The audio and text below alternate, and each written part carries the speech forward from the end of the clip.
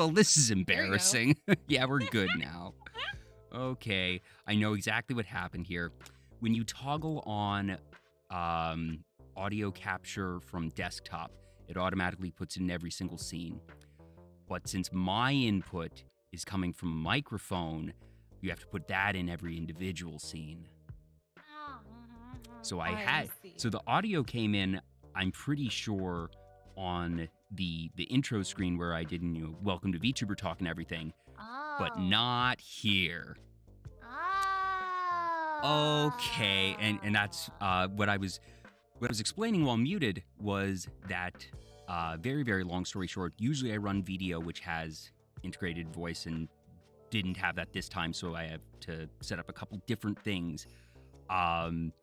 So terribly sorry about that, and thank you, chat. Really appreciate you calling that out. Also, Starchy Friend, Yellowmoth VT, and Skeleton Dance, thank you for the follows.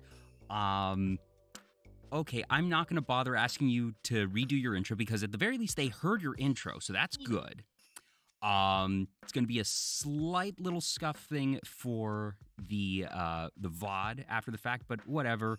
I have a saying that I love, which is love the scuff, enjoy the scuff, know that the scuff is going to happen one way or another, scuff happens. So, anyways, after a slightly crazy intro here, what I was saying before, like I said, thank you to chat for pointing it out, going into content creation at all is going to be challenging. It's going to be something that takes time and effort. Having somebody who you collab even occasionally with means that you're having to do a little bit extra in terms of coordination for just timing, figuring out a game that works together. But you all are one of the few folks, and only the second time here on VTuber Talk, where I've had two guests on at the same time, that you all have your brand. It is Sigrid and Bird. That is your Twitch handle. While you each have individual Twitters, you also have a unified Twitter. So I won't dig super deep into, the origins of how you met and everything, but I am curious, was there a moment, or what was the consideration that went into deciding, all right, not only do we want to be VTubers, but that we specifically want to have our channel be unified in this way? Well, oh yeah. Do you want to tell it, Sigrid? So we actually did have separate Twitch channels in the beginning. This channel was originally Sigrid One Eye, and Bird has a Twitch account called Twitch the Robot, or Bird the Robot rather. And we were like, okay, we're gonna stream and we'll alternate who's hosting every day, and we'll go back between both accounts. And we were like, wait, that's stupid. But at the same time, we thought it was stupid because it would divide the audience and be confusing. Yeah. And, if we got a bunch of attention on one, we went on the other. So it felt just too complicated. So we very quickly moved to Sigrid and Bird for the Twitch channel. We consolidated and we haven't looked back. But going even farther back, that you did enter into things already saying, all right, let's start switching off, that we want to be collaborating pretty much every stream. Yeah, we already did everything together. We kind of did. All the time. Everything all the time. Everything we did. It was, the early pandemic was weird, man, Bird and I, we just watched movies all day and slept on calls together, and we had just met. I met this grid over here right at the start of the pandemic, right at the very start. One of the, as the years have gone on, and I say, years as if the pandemic was in the distant past, and in some ways it does feel like it was in the distant past, but obviously it's still an ongoing thing, even if not as extreme as it was in early and mid 2020. It has been nice in these, years since things were at their worst to see the silver linings that have come out of those times. And I think a big one is really a lot of people became VTubers, that a lot of people were stuck inside and bored and had too much time on their hands and decided to start streaming. Anniversary is January. Yeah, that it was the start March-ish, of the year. Everybody started. Yeah, and that it turns out that you two also wound up sort of finding each other and becoming close as friends during that time as well, and that obviously there's no good time to have a pandemic, and nobody wants to have a pandemic. But if we're gonna have a pandemic, I'm glad that we've been able to find these things along the way that, like I said, those silver linings. Well, you're speaking to some mad scientists, so I don't know about That's fair. Pandemic, but, you know. So I like keeping my options open. Oh yeah, gotta have that flexibility.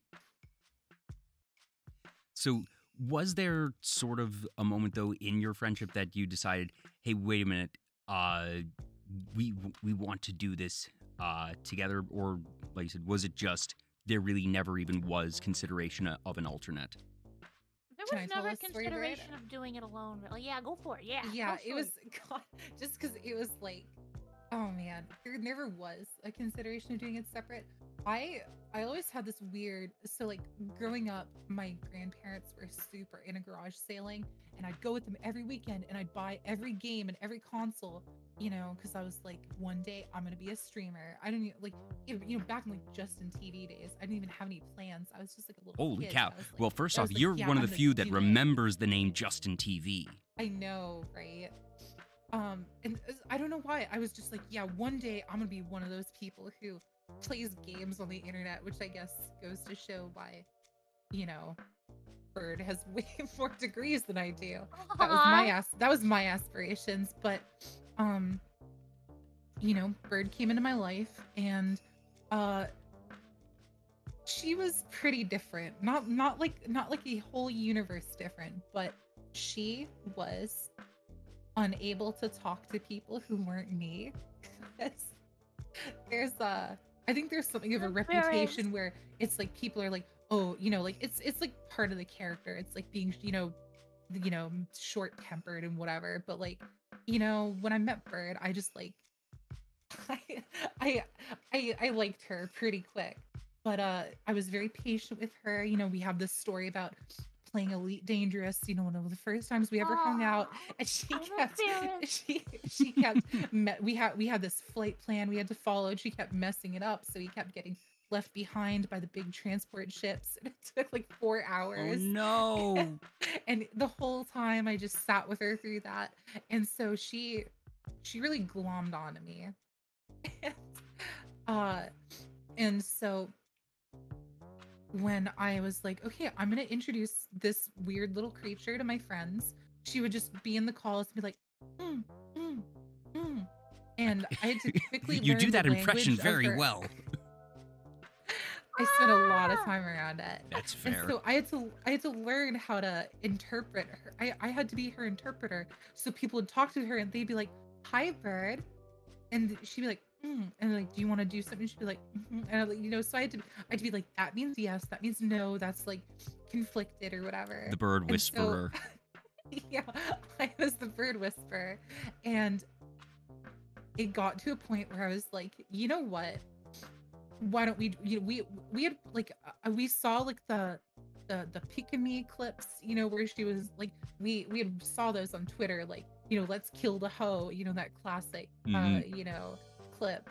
And so we were like, this looks like a lot of fun. We could do this. We should stream. And I was thinking like, we should stream so that she could learn how to talk to people who weren't me. And everything after that was an accident.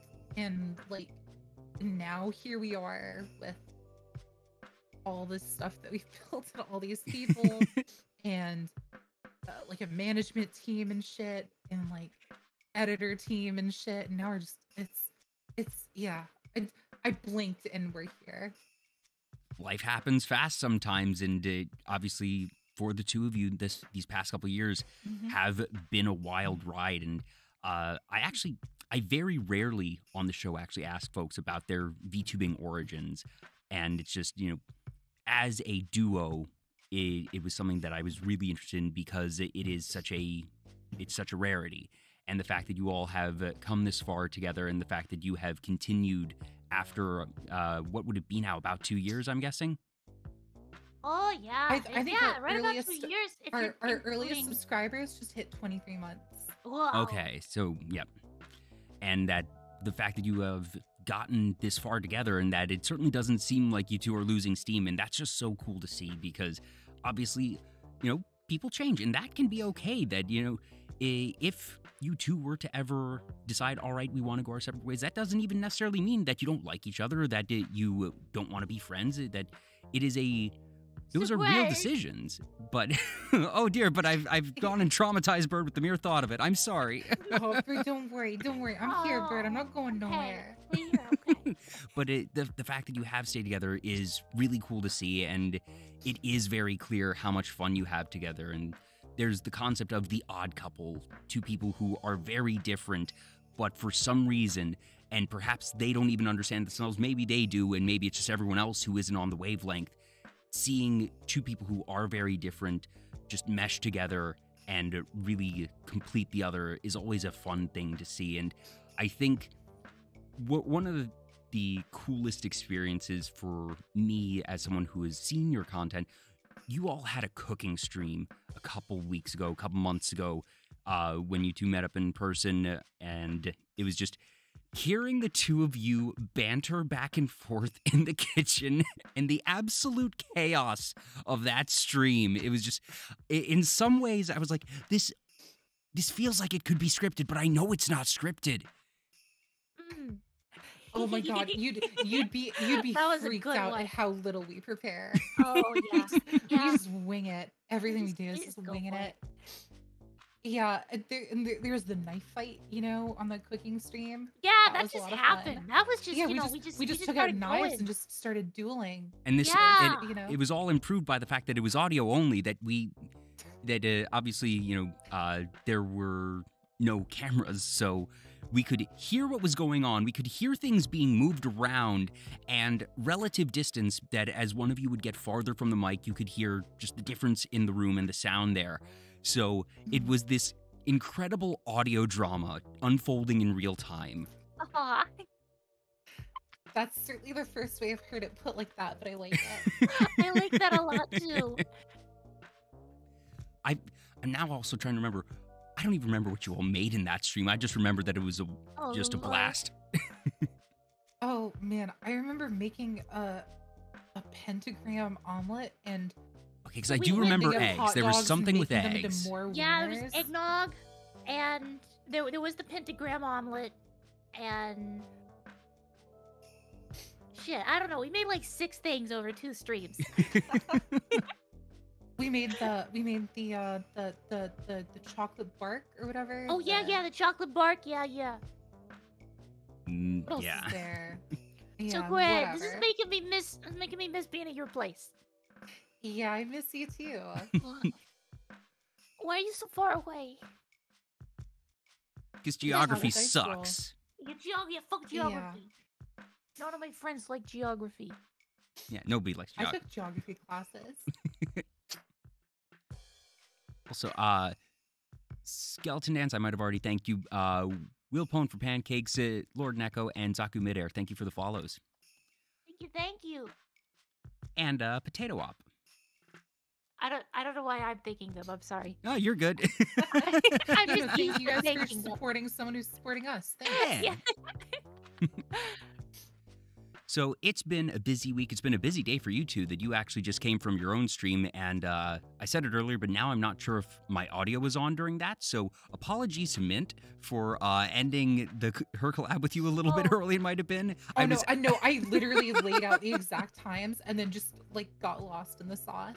No, you're good. That I was actually getting ready to DM you. I was like, hey, are we gonna, do we need to delay? And, you know, if we need to start a few minutes, like, that's fine. And, like, as I was typing that, Bird, just in the nick of time, was like, hey, wait a minute, we need to be on Vtuber Talk soon. I was like, oh, okay, cool, great. I was on top of it the whole way. The whole way through. That's the benefit. 2 heads are better than 1. Yeah. Exactly. Oh my god. Yeah, and I bash our heads together. Bash. Yeah. I think I'm on the left. Yeah, you're on the left.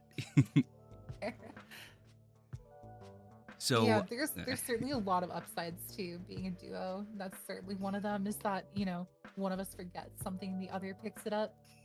are there any unexpected benefits, ones that even maybe the two of you might not have expected or realized when you entered into all this, that you realize over time, oh, wait a minute, we get this thing that everyone else doesn't? People don't get bored when you go for a piss. Yeah. Oh, you know? That's- You know that the downtime, the bathroom breaks, that makes sense. Makes perfect sense. I think like on another level though, I mean, a lot of people, and so we used to do solo streams more, and I was sort of more practiced then. I don't know how Bird feels about it necessarily because we haven't talked about it for a while, but I feel like it's a lot easier to be a duo because like you just have a routine you go into, right? Like I'm trying to think about like, oh my god, like if the channel was just Sigrid, like what would I even talk to people about? Would I just be like, hi chat? Today Dude, yeah, like, it I makes watch the other whole people. experience. Sorry, I watch other No, people and I hear them go for it. talk to chat, right? And I'm like, man, how are they doing this? How are they keeping this up? How the whole way through, just without someone else to bounce off of? It's certainly easier when you have someone to bounce off of to like not stop, you know? Oh, absolutely. And I get to have that benefit as well. That's one of the things of, just running a talk show that there's been one or two times that I've run a solo stream for a charity marathon reward that I wound up just being on my own and talking with chat in those instances. But I definitely know that it is a lot easier when you have someone in real time that you're able to bounce off of, and whether it be just the delay of chat or also just the auditory part of, okay, I am talking to someone, not having to go through text and then read out the responses, that it does make conversation quite a bit easier. Now, the two of you obviously, even though you do a whole lot together, you have your own varied interests, you are still obviously two separate individuals. Did you ever, what is the one interest that you just love, and that it doesn't have to be something that the other hates, but it might just be, all right, this is the thing that you really enjoy, and that it's sort of, you hold it as your specialty and understand, all right, it's just not the other's cup of tea? Oh, we both. You know what's weird? What's weird is like we actually don't have a crazy amount of overlap in our interests and hobbies and stuff. Like it's so I think if I could like kind of opine for a sec, going back to like when you're talking about like, oh, like it's interesting to see two opposites mesh so well. I think that like to be like two sides of a coin, or like two puzzle pieces that fit together, there's a necessary like parity to it, there's like it, rather than being mirror opposites, it feels like being one of a pair, and you just do different things, and you just like does that make sense? Where Yeah, I feel it because we're often like the corner of the puzzle, so we might be really different from like it's other groups of people, but we have a lot of like intersect in the things that we think about and the things we care about.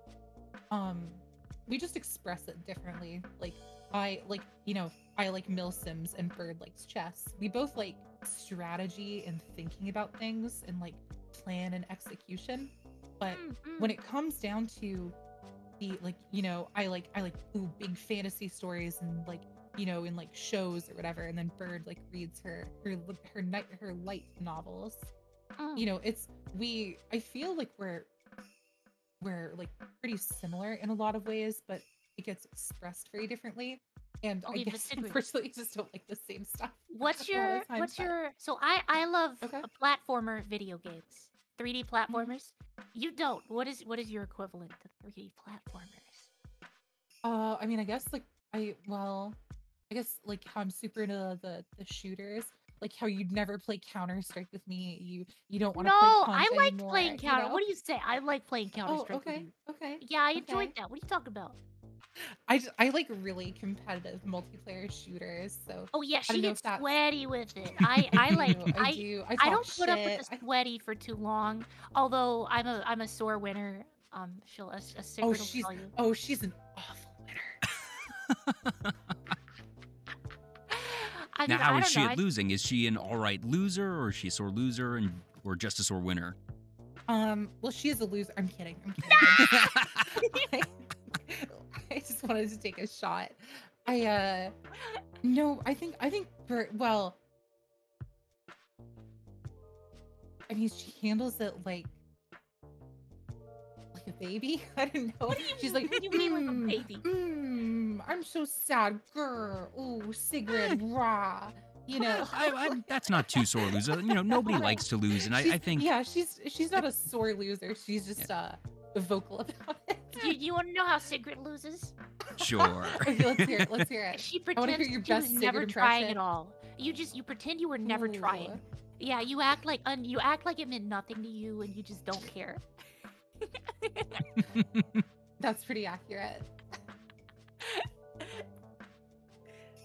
That's so fun of just, you know, everybody has those friends that they know just inside out and backwards. And it's something obviously that doesn't happen overnight.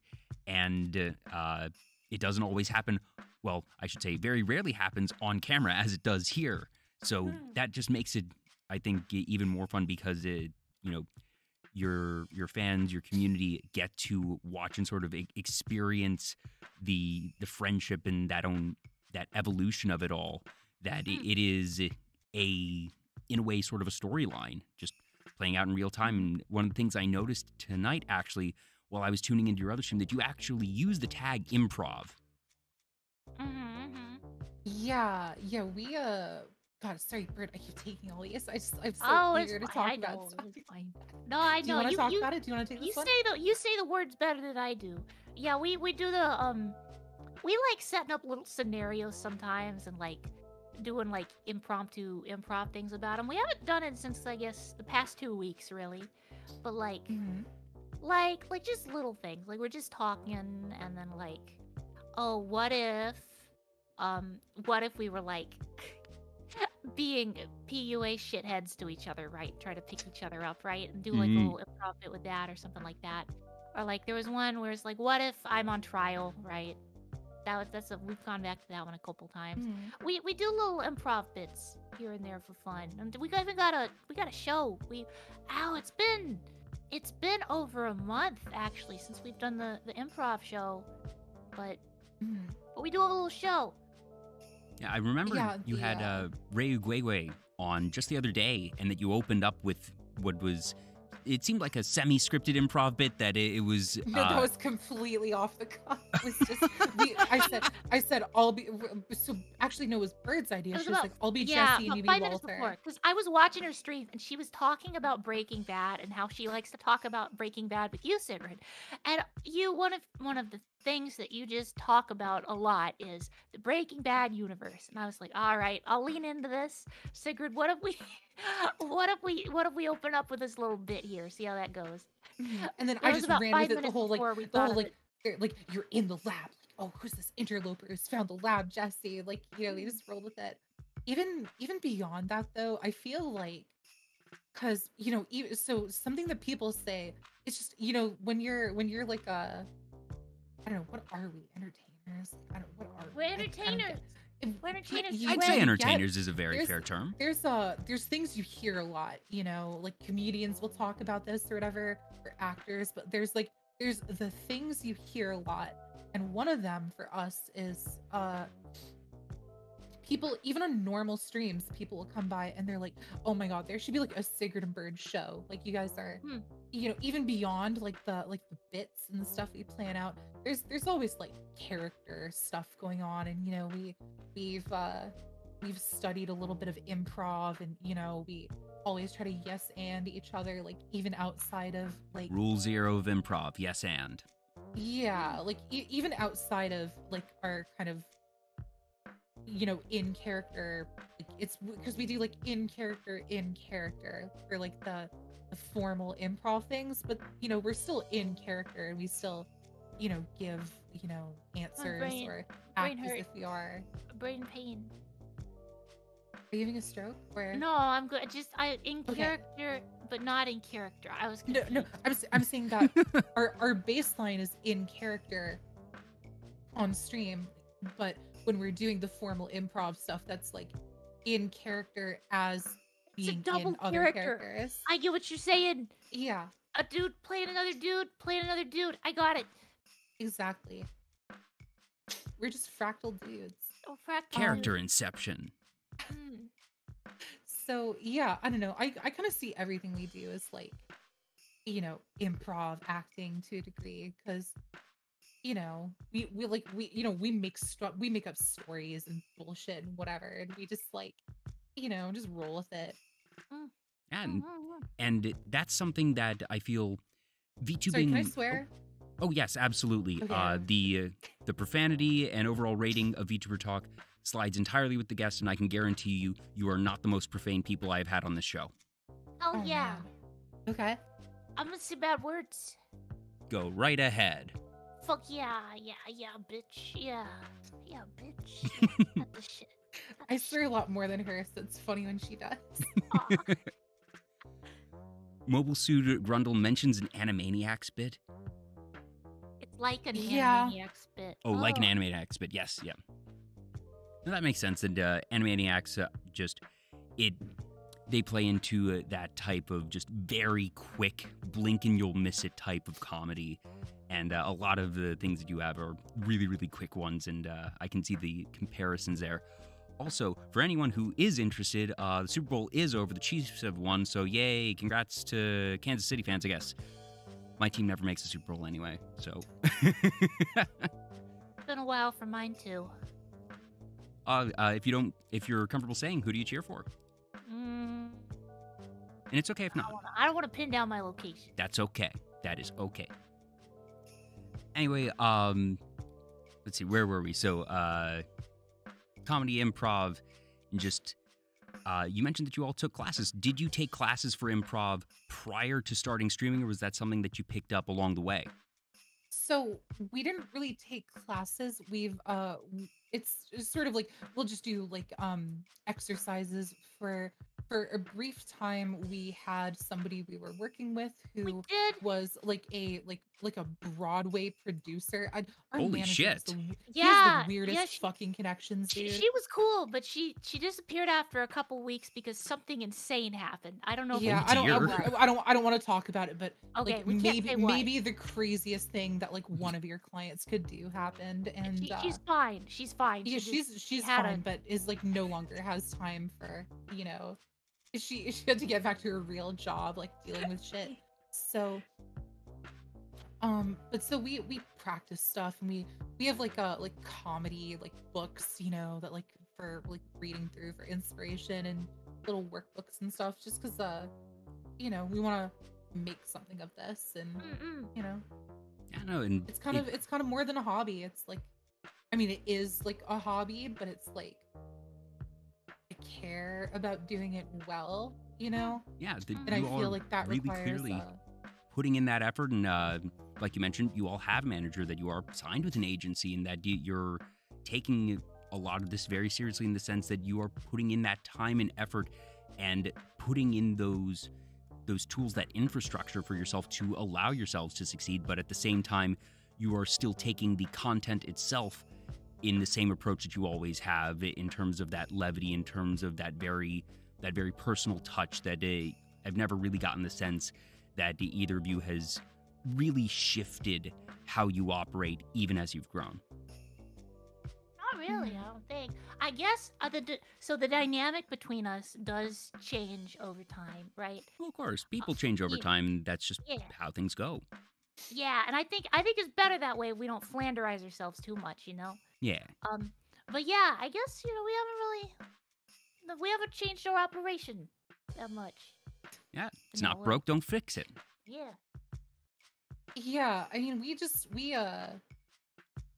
I mean, I like my personal approach that I like doing to things is like, oh man, how do I say this in like a way that isn't weird? I guess like I want us to be the draw, like us doing things, because you'll have like a lot of content or shows or whatever that people do where like the format is more important than the personalities, and then they try something else and it just like doesn't really click for people. So I've always wanted to like keep the focus on like, it's like a Sigrid and Bird doing X and not like, X, just with us being the people who are doing it, if that makes sense. Yeah, leaning into variety streaming as opposed to giving yourselves either a specific genre or a specific game in terms of your content creation, that keeping yourself open in that way.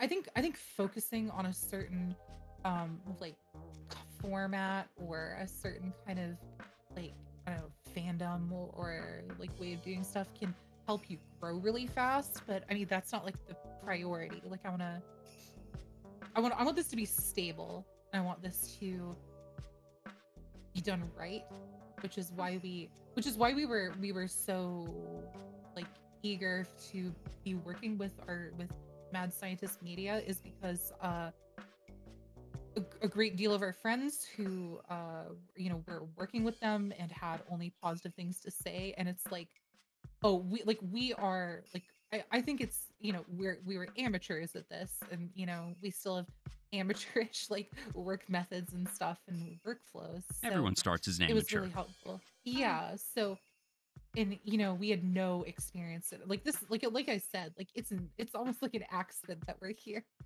So, I just wanted to do like what was stable and sustainable. Yes, Bert? You're my favorite accident.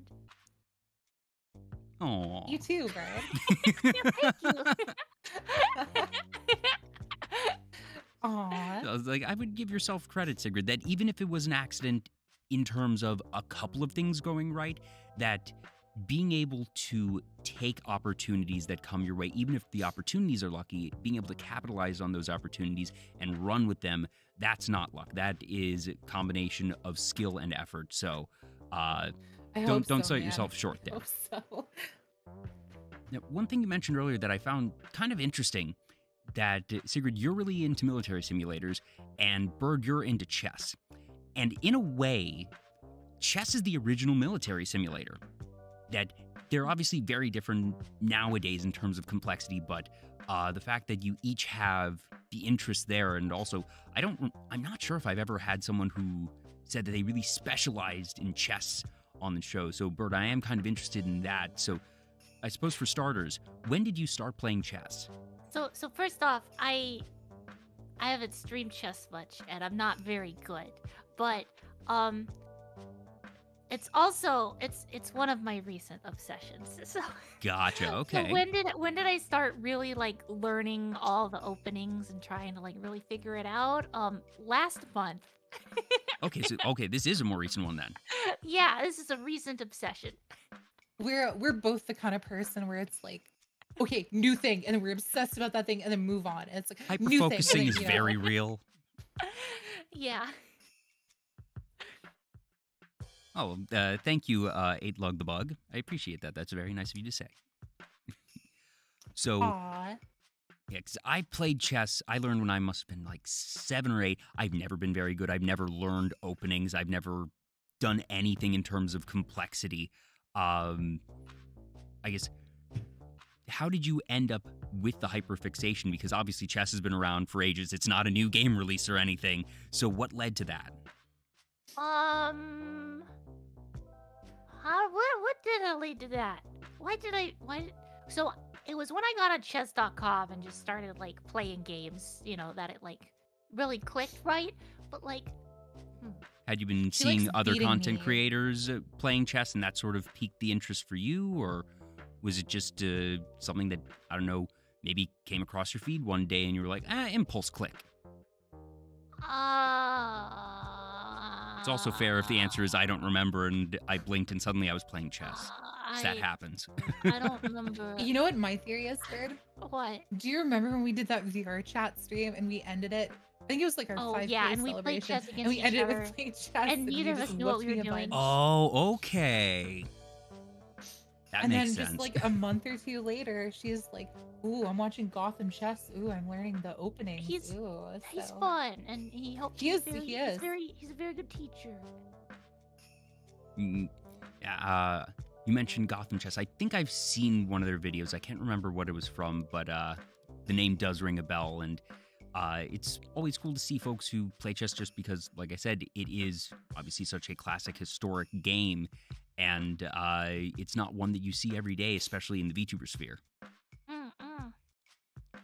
But on your end, Sigrid, for military simulators, where does that begin for you? Is that something that has been a more recent obsession as well, or did you grow up playing milsims? So it's kind of part of my lore that I've talked about on the street, and like I mean like real like person like meet person lore here is I just had like a lot of guy friends growing up, and I just like throughout high school like I just I was always kind of a loner, and I did better with internet friends whatever, and I just had this group that was just like some internet friends, and the people in there, there's like it was like mostly guys, and they were just like really into like Arma and like Battlefield and stuff, and they kind of like stalker those games. It kind of brought me into that stuff.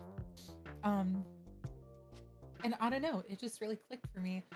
I like the procedure and the strategy. I like the kind of delayed gratification because you gotta hoof it for 10 miles before something happens. It seemed the plan come together. Mm-hmm. Do you remember what the first military simulator you played was? It was Arma 2. Mm-hmm. Yeah, I just remember it was I forget what the game mode was called, but it was like you had a base that you'd all spawn in, and it was like 100 human players, and the opposing force was like a bunch of AI, and you'd load up in the helicopters and the armored vehicles, and the squad leaders would plan it out, and you'd like move in and coordinate and stuff, and secure the objectives. Yeah, it was just a good time. Yeah, I've never really gotten into military simulators, which, knowing myself, I find almost surprising. And I think the large part of it is that I, growing up, was very much a console gamer, that my family didn't have a really powerful computer or anything. That I played a couple of CD-ROM games here and there, but not a ton. And I feel like the military simulator genre was really based on PC, so that's probably why I missed out. But for someone like me, if I was to try and get into that genre, where would you suggest starting nowadays? Oh man, I'd probably the say whole genre's pain. I would say find a friend who knows Arma 3 and just like get a group of friends who you already like each other. I'd say treat it like D&D.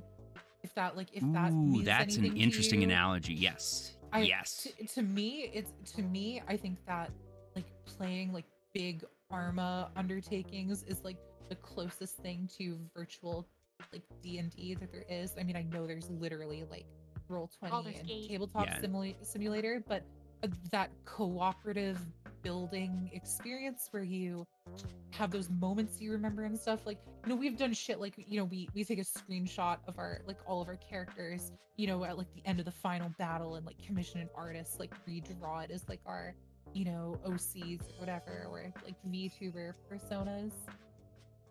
Ooh, that's something like, as soon as you said that, it sort of clicked in my head. So that was a really good analogy, because even as someone who has not played military simulators, from what I know of them, that actually sounds entirely appropriate as a comparison. So, all right, that's going to just make it a little bit tougher, because the big thing about D&D is you need to find the right group. You need to have the right folks. That is specifically why I invoked that analogy. Is you need the right group, and you need the one teacher who, like, I guess I've become that person. I mean, that's who I was today on the VTOL stuff, and I guess VTOL is technically a male simulator. So you just have to have someone who just likes it enough to want to teach everybody. And every session there's a new person to do the whole several hour thing over again, teaching them how the game works and whatever. But I think that the like sense of working on something together and building towards something and having it be like fun and engaging, and I think that stuff really pays off in the end. There's that moment where you're in the helicopter on the way back to base, and you're all just kind of sitting there like, shit, man. Okay, we just pulled that off. You did it's it. like there's just those little moments of verisimilitude, I guess. Mm-hmm. Now, the two of you have also been playing a lot of a very different type of military game, and that's Metal Gear Solid. Yes. Yeah. Was that I a really, game really series like that you two were into prior to VTubing and No. have been revisiting? Nope. This has been your first time Not through? at all. Very Dude, first time for both that of was us. for both of us. So I had played Metal Gear Solid 5 like a decade ago when I bought my. Do you remember like when It's weird to graphics think that it's cards that really old. started going crazy? I know. Like do you remember like the 970 was like when the like No, I've PCs really I have like never, outpacing like I said, consoles? my family didn't grow up. I didn't Right, grow up right, with you a didn't strong grow up with a PC. PC, I yeah. only just had my first PC actually in the past 4 months, 3-4 months. That I actually Wow. just got a new PC because, fun fact, Whoa. VTuber Talk operated off of a MacBook for the first 90 episodes, and I made it Wow. work. But that's Oh part of my why this whole God. thing is held together with cardboard and duct tape. I don't have fancy assets, and one of the many factors of why I wound up doing a talk show is because I knew I didn't have a machine that was capable of streaming games and streaming at the same time.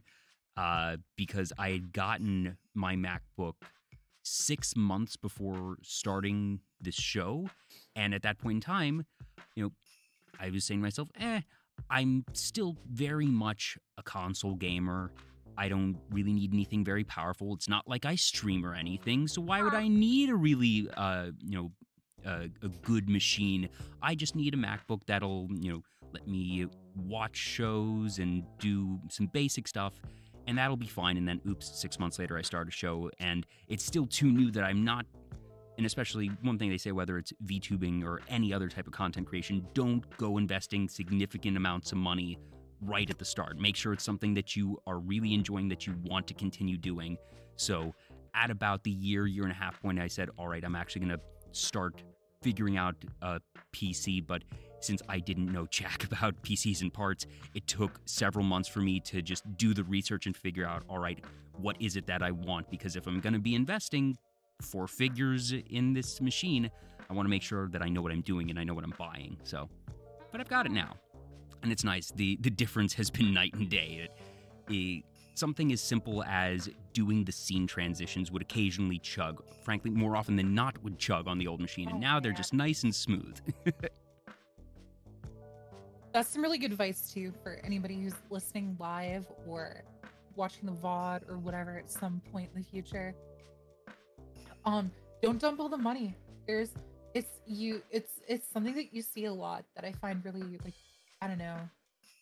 Yeah, It's something that concerns me is you see people dump thousands of dollars into just the model, and they have like a big thing, and then they go live and they like haven't ever like streamed before, and they like don't know what they're doing, and it's like, and I'm not trying to be like, oh, I'm so smart, I know everything, but it's like, no, that it's Bird and I Bird streamed from a laptop for 6 months that would crash horribly and didn't work and stuff, and we didn't even have PNGs for like half a year because we were like, let's take this slow.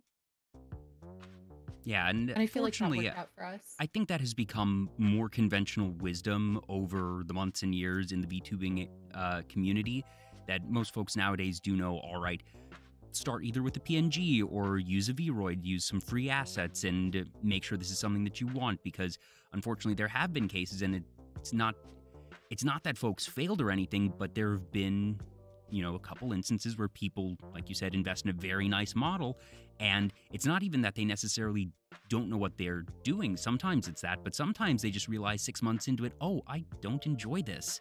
And that they do the correct and healthy thing of saying, all right, I'm going to stop doing this. I'm not going to keep doing something that I don't enjoy. But then they have those sunk costs, and that's not something you ever really want to see. Yeah, that's a less asshole-ish way to put it than I did. But yeah, that's a real concern too. Yeah, is that people think it's one thing and it ends up being another. Yeah, it can vary. It's not easy all the time, Mm-hmm. helps Also- that I have Bird to beat my ass when I like when I want to wuss out of something or if I'm feeling tired or whatever. Sigrid, You know? do you want wax? No, I'm fully motivated currently. Okay, let me know. Help me! I'm blinking torture in Morse code. I'm gonna spell it something with the numbers or when the numbers even turned on. No. When you have, that's actually something I've always been curious about. So thank you for reminding me, Sigrid. When you have the numbers changing, is there a logic or pattern to them, or is it just random? So I'll break the illusion. There like literally is no pattern to it. People, and it's funny. That is not one of the things I imagined. And this is like another thing as a creator. You know, one of those things you hear a lot is people are always like, oh, like what do the numbers mean? And I'm like, I just like like a Python script that just says, hey, VTube Studio, expression, random number, 0 through 9. It's like every few seconds. Like it's really not more complicated than that. We've talked about, you know, maybe encoding some kind of message in there, maybe working towards an ARG, but it well and truly is just whatever Python sends as a random number at the time. Yeah, because I've watched enough that I figured out pretty quickly, all right, there doesn't seem to be consistency, that I enjoy puzzles, I enjoy patterns. So for a while, I was just watching around being like, all right, is there any consistency to just how the numbers jump when they jump? And at least to my not really trained eyes, admittedly, that I was like, all right, I'm just not seeing anything. So I sort of gave it up, and I suppose I feel a little bit justified to be told that there in fact was not anything. Yeah, people have messaged me and they're like, I hear people are writing down the numbers. I'm like, what? They're writing down the numbers. I think it was like, Congo told me once or something. I'm sure you're familiar with Congo Kokuratsu. Mm-hmm. He was like, Sigrid, are you aware that people are writing down the numbers? I can hear this in his voice. To be fair, oh, I can hear yeah. just about anything in Congo's voice. He's one of those people that everyone does the impression, even subtly. Oh, Sigrid One Eye. Oh, you know, Sigrid One Eye. He's just got that cadence, but yeah. So there is no currently in the present and the past. There's been no meaning to it, but it could be. It's fun that you all are being open-minded to that type of thing. Also, I realized we veered entirely off of Metal Gear Solid, so since you hadn't played it prior to VTubing, what brought you to it? Everyone talks about it all the fucking time. That's fair. Yeah. Everybody talks about it. Basically it. We started with Rising, and then that was so good. We had to start with Metal Gear Solid 1 and work our way through the series. But why did we start Rising Beyond? I think Rising was just like a meme. That's just like a meme game that we played. I think I just picked it up one time because okay, actually, you want to know, because I just remembered like the series of events is Metal Gear Rising Revengeance had a meme revival through the one-offs and the moments, the like epic moments that are set to the song or whatever. And then Maxor made that video. Actually, no, Maxor made the video like 4 months ago. Never mind. It was just like the meme revival.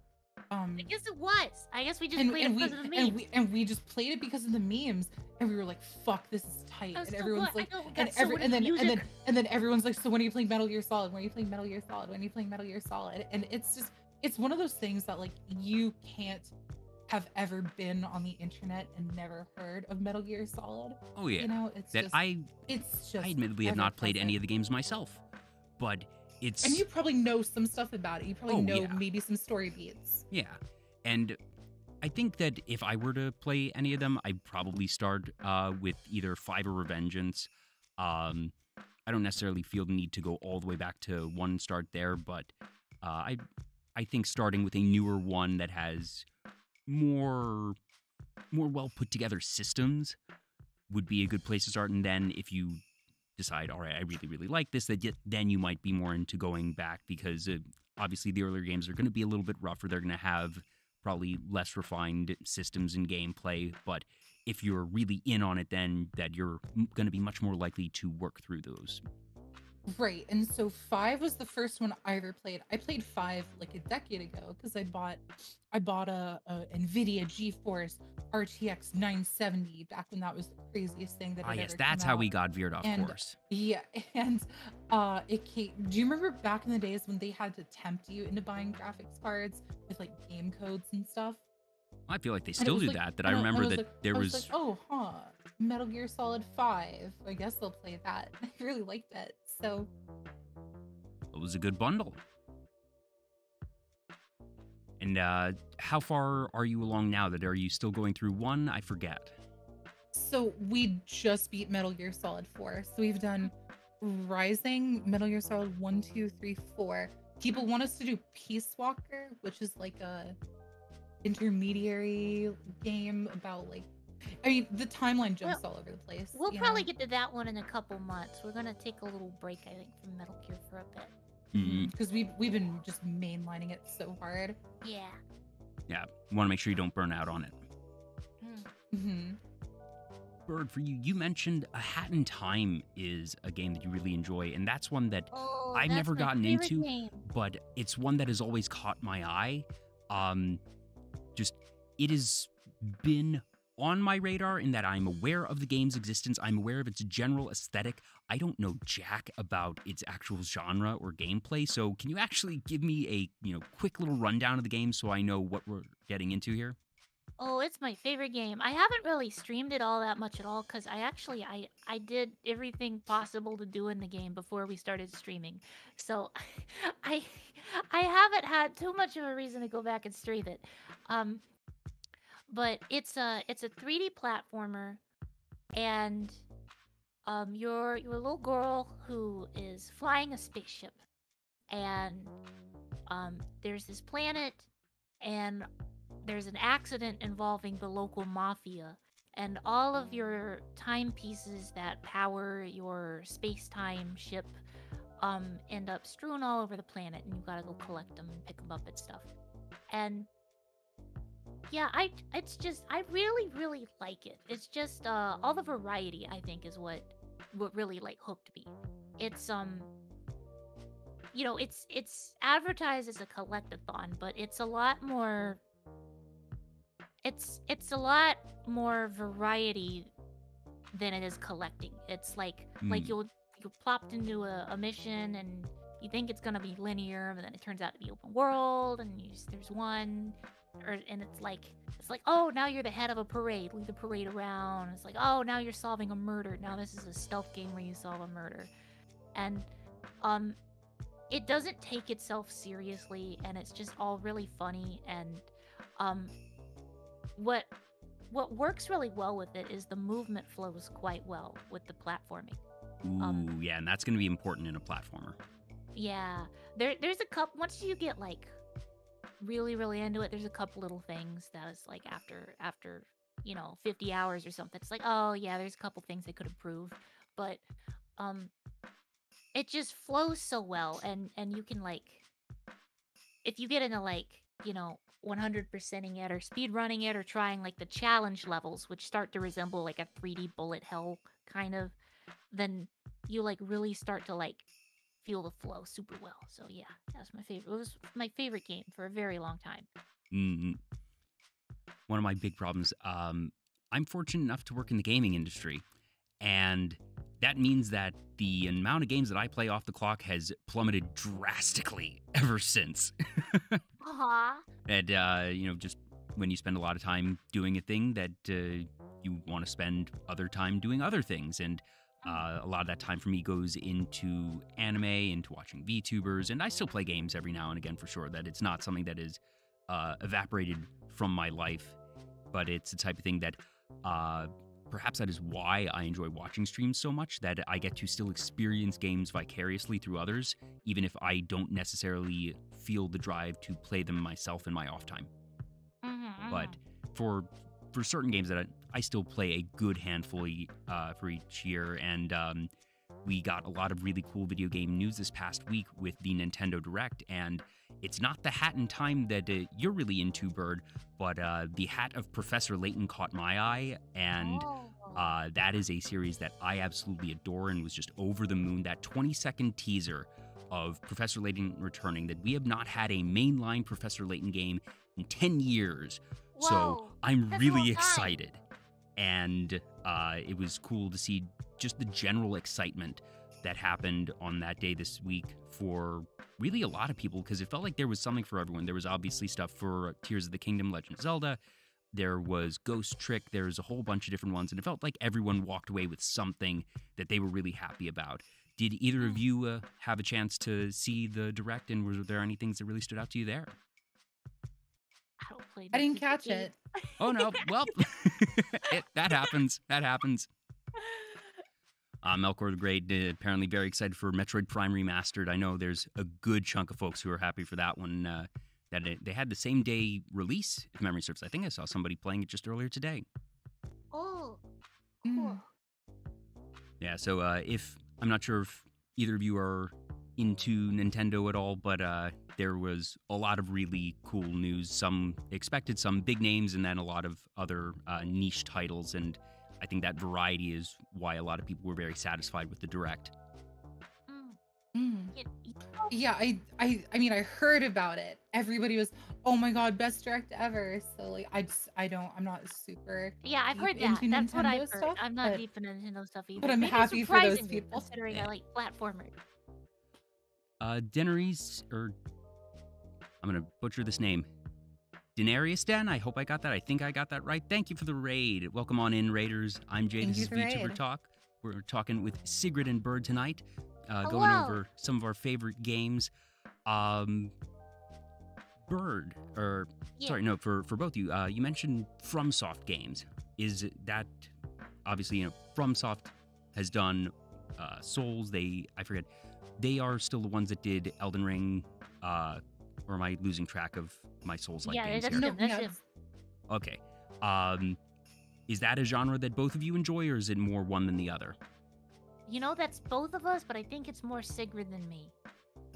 But that is an overlap. I'm very into FromSoft games. I started again, friend group of guys, got me into Dark Souls 2, and from there I went to Dark Souls 3, and then I went back to Dark Souls 1, and yeah, I've been very into FromSoft games.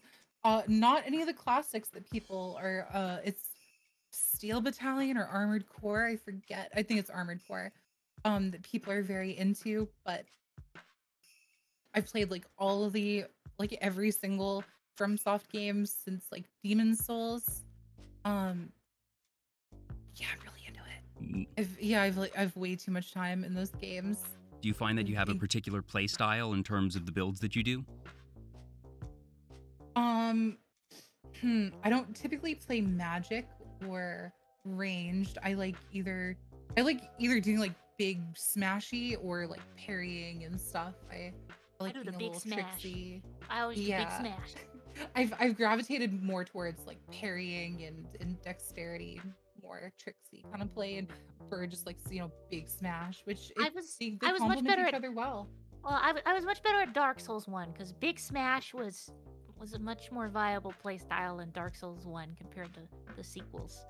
Mhm. Nichols Rucker, thank you for the follow.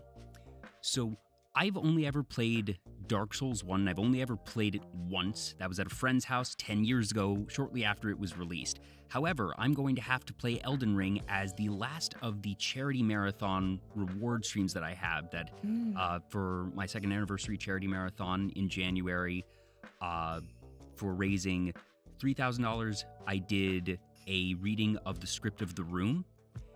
We reached $4,000 in this past week. I did an ASMR stream, and my twist on it was I was reading through Magic the Gathering cards with Minerva, Oh. Party Demoness.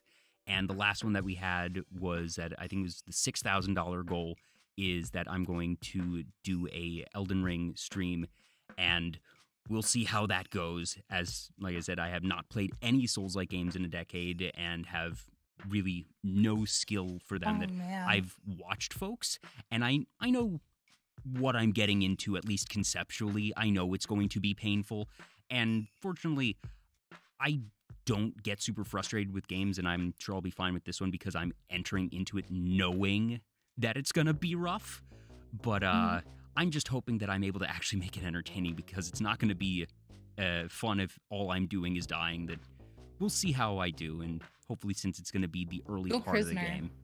A prisoner? Is your starting class? Yeah. Okay. I have no idea what that means, but I will take your advice. You get spells and swords. Ooh, okay. I'm gonna have to actually write that down, because hopefully I will remember That's my favorite start in Elden Ring.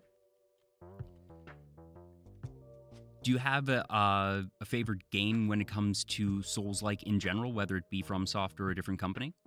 Dark Souls 1. For me personally, I really like them all, but I think Sekiro is like the most refined experience out of all of them. I think that Dark Souls 1 is the most refined. That's a very interesting That's an duality interesting there. take. I was going to say, all right, that because Sekiro is not super recent, because that was 2019, I think. I feel like it was 2019. Yeah, something like that. It's a couple years old now, so not the newest entry from FromSoft. But what about Dark Souls 1 still really sticks out for you, Bird? I guess so. When I played the sequels and when I tried to play others, so Dark Souls 1, like, yeah, the controls are really sluggish, and that's what a lot of people like really hate about it. But it really gives you this like there's like this crunchy feeling to it, where it's like you can almost like feel the possibilities, right? Because they're not infinite. There's just a very, very high number of them, right? You know? Mm-hmm. And I don't know if that makes any sense, but the like Dark Souls 3, it just feels like, oh, you just roll everywhere you want, just roll through shit, right? You know, just roll, whack, you know, keep rolling around. Dark Souls 1, it's like, I don't know, you just really gotta I don't know what I'm saying. I would like to add that I also really like Dark Souls 1, and it clicked for me really hard. It clicked for me when Bird and I streamed it. Yeah, you didn't like Dark Souls 1 that much before that. Her favorite was 2. Which is deeply controversial. Ooh, 2 is, oh my god, 2 is the worst game they ever made. But I just, you know, Dark Souls 1 hadn't clicked for me up until that point, but now I really appreciate it. You know what I'm kind of saying? How like it almost like feels crunchy with like in the way that it's limited with how you can move. I don't know if that makes any sense. Crunchy. I'm not sure I understand crunchy.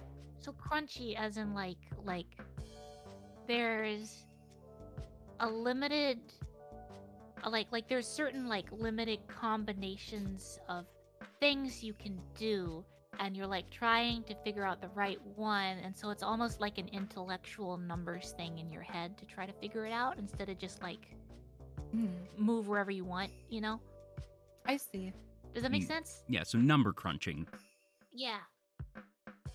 That's interesting. Oh, you mean number crunchy and not like texturally crunchy? Yeah.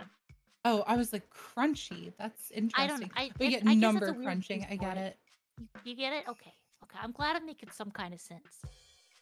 You do sometimes. Sometimes. On You occasion. have the capacity.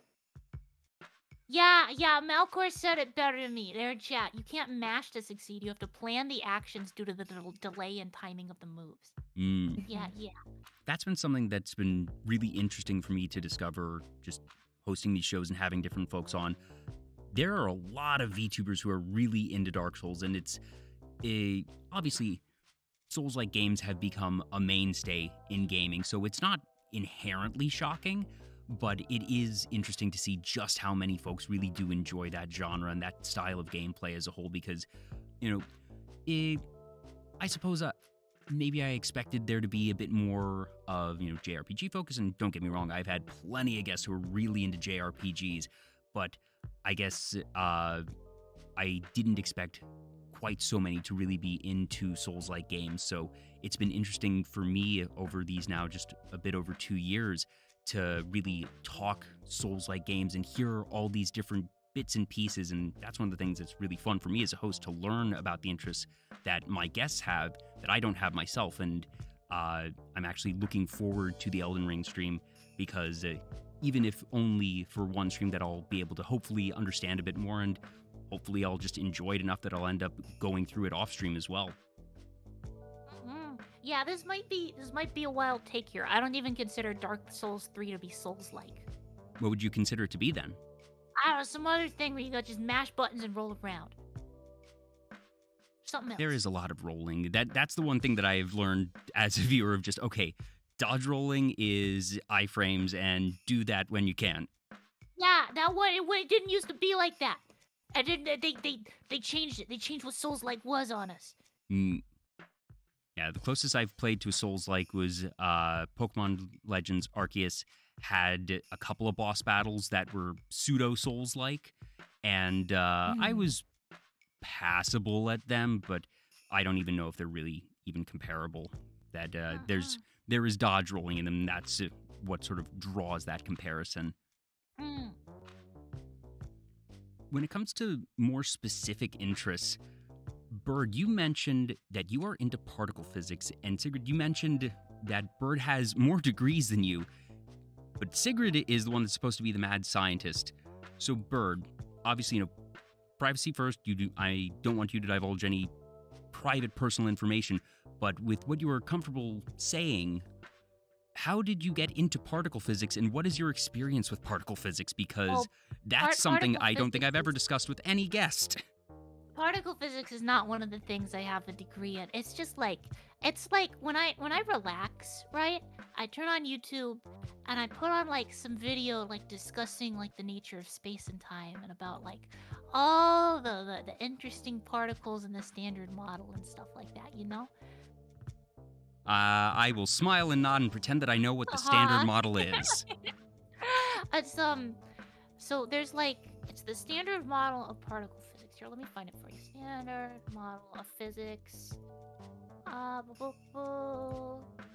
think the last time I took a physics class was high school. Here, here's the Wikipedia. So all the things are made up of those things there. You see them things? That's the things. Things. Lots of things. Yeah, them things. Them things make up all the things, you see?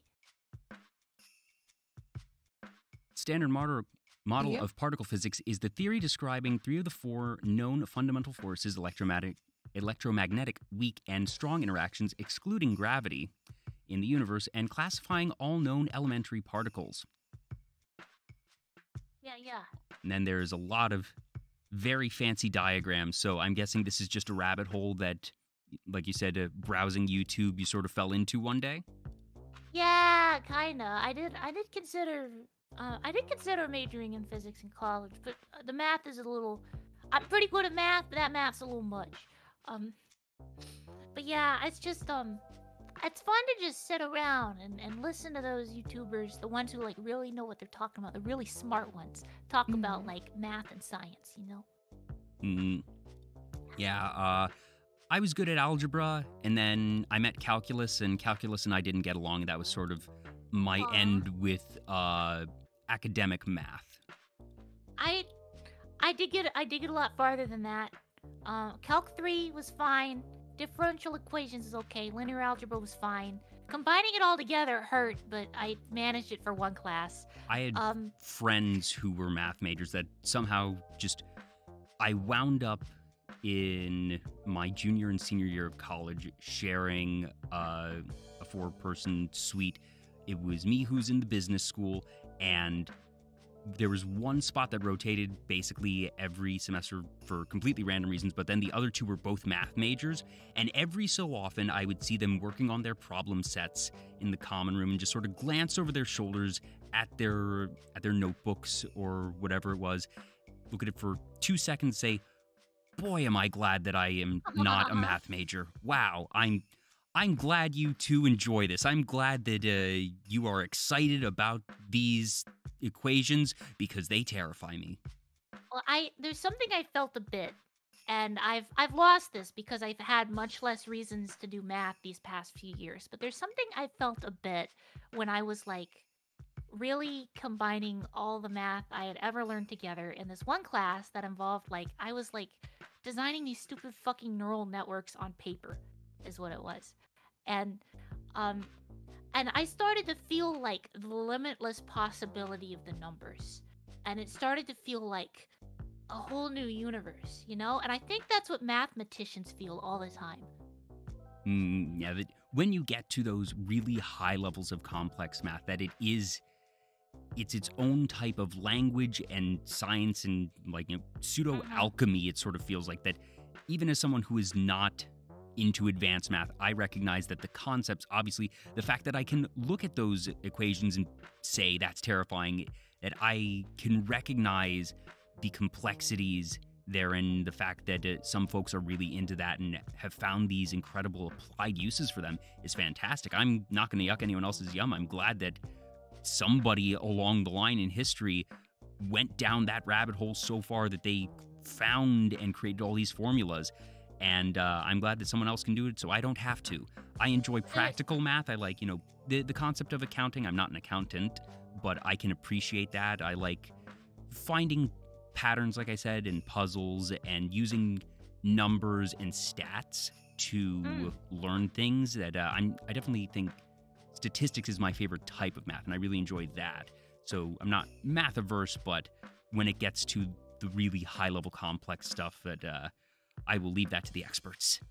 There is another point I want to say, and I should say this on our channel sometime, Sigrid. You know what the hardest math class for me was? It was Algebra 1. I back then I had this inability, almost deficiency, where I could get the concepts of algebra fine enough, but when I put the pencil to the paper, I could not physically I just mess things up from line to line, and it would be the dumbest, most ridiculous stuff all the time, right? And I was just math was just not agreeing with my brain, right? And chat, if you're learning math and you feel that way, but you want to learn math and you want to know what's good about learning really advanced math, it's okay to run into that. That's it's something you can get past, and it's something you can work through. And it's a lot of times, right, where kids they'll hit a wall like that, right, and they'll fall behind in math from then on, right, and they'll say I'm not a math person, right, and I think that's kind of unfortunate, right, because I think a lot of those people would be math people if they weren't stuck on the stupid shit that they're just working with their brain going to their hand, and just the basic difficulties with that, right? And a lot of it is how schools teach math, right? And a lot of it is also just it's once you get through it, right, it all the pieces start to fall together. Yeah, and for algebra in particular, because I feel like that's sort of the turning point, at least in the American education system as I went through it for math, because that's when you are past basic arithmetic and you're starting to work with variables for the first time, and that you're really starting to go through multi-step equations, that everything that happens from algebra on is really based on algebra, and that if you have difficulty there, one, I think that's a very logical place to have difficulty, because it's where so many new concepts are introduced for the first time. And if you have trouble with that and aren't able to sort of get over that hump, that it might make everything after that feel even worse and more scary. So it's the type of thing that I think it's really important that folks are able to learn algebra and find either a teacher or a teaching method or a learning method that works for them, because I think algebra is really important. That when I hit my roadblock with calculus, that this was junior year of high school, I was taking the highest level calculus, and I already knew at that point that while I was pretty good at math, that I didn't necessarily want to do something in that type of field as I was starting to narrow down my interest for college. So I didn't feel super bad about saying, okay, I'm all right dropping this. I'm going to go to the level of calculus 1 below this and finish out the year, and that's okay. But I also remember having a bit of difficulty in algebra back in middle school, and that being able to overcome that was a very satisfying feeling for sure. That in math and just in learning in general, when you were able to get a concept that you're having difficulty with to finally click, it is very, very empowering. But You know, yeah. yeah, trigonometry and calculus 1 is where it starts to get actually pretty silly that like that's what you have to learn next, right? You know, it's this sense of like this is the order, right? And you learn this here, right? And everything follows this set order, right? But it's actually like there's a lot of math that's really important these days that's no harder than calculus that you don't really get to unless you're like specializing in that field, right? And it's more important in a lot of ways and more relevant than calculus, right? And it's because of how the math curriculum was set and what it was set for, right? Like it's like back when they first said that this is how the maths are going to be taught, right? It was like it was based on what do we need in order to, you know, train people to be to like fill the niches that we need in our engineering, right? And at the time that was like what we're training people for is to be a mechanical engineer in the 1950s, you know? I never thought about it from that angle, but that makes a lot of sense. And so like they deceive you into thinking that there's less possibilities than there are with it, you know? They're tricky like that. There's actually there's a whole universe that could open up a lot sooner than it does for people. And I can understand the limitations of an educational system in that you can't offer a whole array of math classes that you're going to need to just, you only have so many math teachers, frankly. Right. And that you're going to have to sort of find, pun half intended, lowest common denominator in terms of what math class to teach and how to have progression, to have some level of consistency in your education. There's, you know, I'm sure there are certain private academies and whatnot that have a bit more leeway and can do some of these more interesting ones. But I can understand how we wind up with this problem, but I can also, you explain that, I understand why we have the problem, but I do agree that it's a problem, if that makes sense. It's a logical one of we wound up here for understandable reasons, even if unideal ones. Yeah, I feel that. Was there any particular type of math that just, I suppose, spoke to you in terms of that you mentioned sort of seeing the universe being unlocked? Was there a certain type of equation that you just really found beautiful in that sense? I guess I mean that in two ways. One of the ways was when it was like all of them being combined together, and that was and to like make something new, right? And that was like understanding how to design like a neural network from scratch, like not in Python but on paper. And the other was before that, and that was like Euler's theorem, where let's see, it's been a couple years since I've had to use this, since I've moved on into the job world where you don't just sit around and do math, right? But it's where, like, do you know the number E?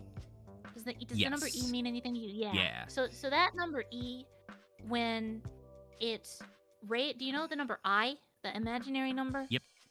Yeah. So when you get the E raised to the I that it goes around in a circle. So here, let me find it. I do remember this from, it was calculus or trig or somewhere along the line. Also, Sigrid, I'm sorry, I realize you've been silent for a while, that this one Sorry, isn't Sigrid. your area of expertise. I do have something for you, so don't worry. No, it's okay. I know a good deal of math. I'm just, if I say anything, Bird will absolutely eviscerate me with her No. anime katana and No, prove how I don't wrong and want to dumb I am. eviscerate you. I So just want it's to. I don't want to eviscerate you. I'm sorry. I'm sorry. Oh yeah, it's e raised to the I times pi with the pi times I all in the upper part above the e, right? Equals -1, right? Yes. Yeah, and from there you can In memory serves, I think it was square root of I is -1. so Or was it? I is the square root of -1. Okay, all right. I was close. So e raised to the square root of -1 pi is -1. Which is weird, right? Yeah. And so and you think like how can that be? And if you put like a say if you start doing it like algebraically, like you get an x up in there and you start like plotting it around and you end up with like a circle, right? And then it turns out you can describe like sine waves like this, right? And like the way it all fits together is just like weird as hell, but it all like fits together like perfectly, right? Yeah, it's just numbers as a concept, because numbers are a construct, very literally.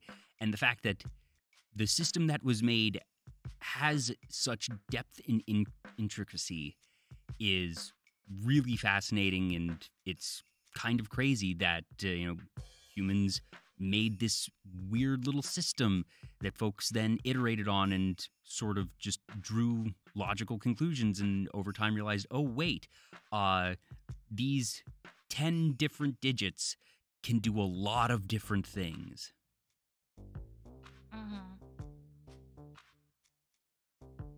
Now, some folks consider music to be very, very related to math. Some people consider it to be math's inverse. But I know that music is a big thing for you, Sigrid, in particular that you really enjoy folk music, and also, if memory serves it, I don't know if it's something you picked up recently or farther back, but you play guitar. Yeah, I've played guitar for a very long time, but I'm are you like, if I say if I'm one of those guitarists, does that mean anything to you? It could mean one of several things to me. It's like, like the stereotypical like, you don't know music theory, you don't know like how to read sheet music, you just hit the strings until it sounds good. I've been playing guitar since I was like a kid, and like never really aimed much higher than that. But recently I've looked into like more music theory and composition and stuff, because I wanna make music with Bird. That's something we've talked about. It's something that it's something that our manager is interested in. It's something that we want to work on together, because we're both very musical people, and Bird is a lot more intellectual about it. I think of like a good way to describe like the way in which Bird and I are like different but conjoined is that she's like intellect and I am instinct. I don't know if that like I don't know. I absolutely understand that analogy. I understand it too, but it's funny and all the ways that we flip that around, and I'm the instinct and you're the intellect, right? I was going to say that when it comes to the improv, it feels like Bird is the instinct and you're the intellect, Sigrid. It can definitely play both ways like that, but I think that's the way, like context sensitive. I think that's the way in which we are. I guess that's the difference that divides us. Yeah. In that way. So Bird is classic. Or not classic, but like played in like school band and stuff. And, what instruments do you play, Bird? Writes music and stuff. Tuba, yay! I play trombone. Wow, little brass gang. Yeah, little brass. Yeah, played throughout. I did play the big saxophone in high school. Bari sax, I'm guessing. No, it's the one beneath that, but it's not. Is it alto? Or tenor, yeah. Tenor's the one beneath. I did play tenor sax. Unless you meant beneath isn't even lower, and then it was the bass sax. Yeah, it was like there's bass sax, but those are huge and very rare. Yeah, that was not me. But yeah, so I want to because I've said this before and I don't think it's breaking the illusion or character too much, but VTubing is like the first time in my life I've like given a shit about anything, which is it sounds silly to say, but it's like I don't know.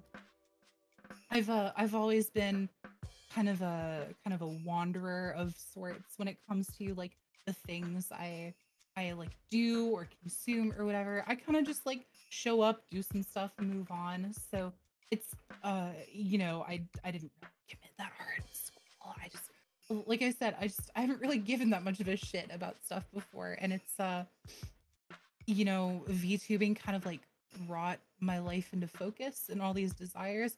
I'm like, oh my god, I gotta go back to school and I gotta learn how to compose music and I gotta learn how to be like a top tier comedian and entertainer and stuff. And so Aw. in that way it's been very enriching for me. But Yeah, I'm also like, oh my god, but then it's also like, oh my god, I'm bad at everything I want to do. oh You know, I no, want to learn there's how all to these things that I want to draw. learn now. Yeah, it's like, oh my god, I give a shit. I want to show up and do stuff and do the work and like, you know. So So that's good that there's a multitude of problems with education systems in general, and a lot of that is because nobody learns the exact same way, and that because of practicality, education systems have to, like I said, similar to math, find the lowest common denominator and figure out what is the efficient way to teach a very large group of people who, even if we understand that they aren't going to learn the same way, that we can't, there aren't enough teachers, there's not enough time to teach everyone on a one-on-one basis, so they teach as best nah, they man, can. I'm just a shithead. And I squandered a lot of it. I'm Aw, not my gonna lie. friend, you're not a shithead. I squandered so much of my life. I'm not gonna lie about that. I think it's part Well, of better late than me never, though, turning that, over this new leaf to acknowledge that. Oh, that's good. Is That that means like you're Don't learning. worry, it's on my shithead shoulders. though. Do you all have any particular You know- aspirations or visions when it comes to music? That so guitar and tuba are not necessarily two instruments that are known for working together. They can. Yeah. Any two instruments can So- work together if you try hard enough. But We've what been are your learning- ideas? We've been learning DAWs, right? So we both kind of know FL Studio, and we've been, messing around with synths and stuff. And I've kind of written a song. I wrote it. God, I'm a really busy person. I have a full-time job, right, in addition to VTubing, so I don't have as much time to make music now as I want to, right? And so like I wrote a song in like a flurry, right? Several months ago. Approaching, like maybe like 10 months ago now. And I've just been like slowly tinkering with it and adding stuff. And then Sigrid has an idea for like an album and like this concept album to work towards. Ooh. And I was like, yeah, it's pretty fun. And we haven't worked that much on it because again, we're really busy with other stuff. But it's one of those things we want to do, you know? Mm. Would you be all right saying the general genre of the song that you've written? Let me. I don't even know what to call it exactly. It's some kind of electronic thingamabob. I might just send it to you. You can play it. Oh, wow. Yeah, if you're okay that I. Yeah, but don't share the MP3 around. I'll probably want to Oh, actually release absolutely. it sometime. Okay. Absolutely, yeah. Well, cool. So I guess we might be doing sort of a world premiere I played it- original Sorry. single preview here from Bird. I played it on stream before a bit, so it's not. Okay, all right, cool. It's not a world premiere. You got excited for a second. Well, no, at the same time, I would have almost felt a little bit bad. It was like, oh, well, I wouldn't want to steal your thunder, so I'm actually kind of glad to hear that it hasn't been played, but I am yeah. curious. Let's see. I've tried to find. There's multiple versions floating around that I've made, right? So I'm trying to make sure I got it the way it's. Talk to Sigrid about music while I get this straight. So Sigrid, you mentioned that you have played guitar for a while, but it sounds like there's been no formal training. Do you remember what first drew you to it? That I feel like everyone at some point has been drawn to the guitar because it's just so prolific between music and media, and that it is used very, very widely. So there's any number of ways that someone could end up having an interest in the guitar. But do you remember what that was for you? Yeah, so for me it was my grandpa. He tried to get all the grandkids into guitar because he's a lifelong guitarist and yeah, when you're young, the grandparents have you over for the weekend so your parents can fight and have sex and do whatever. And so I would go over to my grandparents' house and stay the weekend, and my grandpa would just like teach me guitar. He had a million guitars, so he'd just like, we just go over whatever. And he didn't commit super strongly to like making sure I had like proper form and education and whatever. He just kind of like there was just kind of that like background noise of just like guitar in my life. And from there I think I just started teaching myself. And I think my mom at one point, like, she knew someone whose kid would teach me like once every week or something. There was always that local guitar teacher that you could find basically in every neighborhood because, like I was saying, guitar is very prolific and used in so many different genres, and it's a very famous instrument, I suppose, for lack of a better term, that it's the one that it's either that or piano that most folks end up interested in. And I say that as one of the people who perhaps ironically wasn't. Neither of my parents really have any musical ability whatsoever, and I'm pretty sure my father's tone deaf.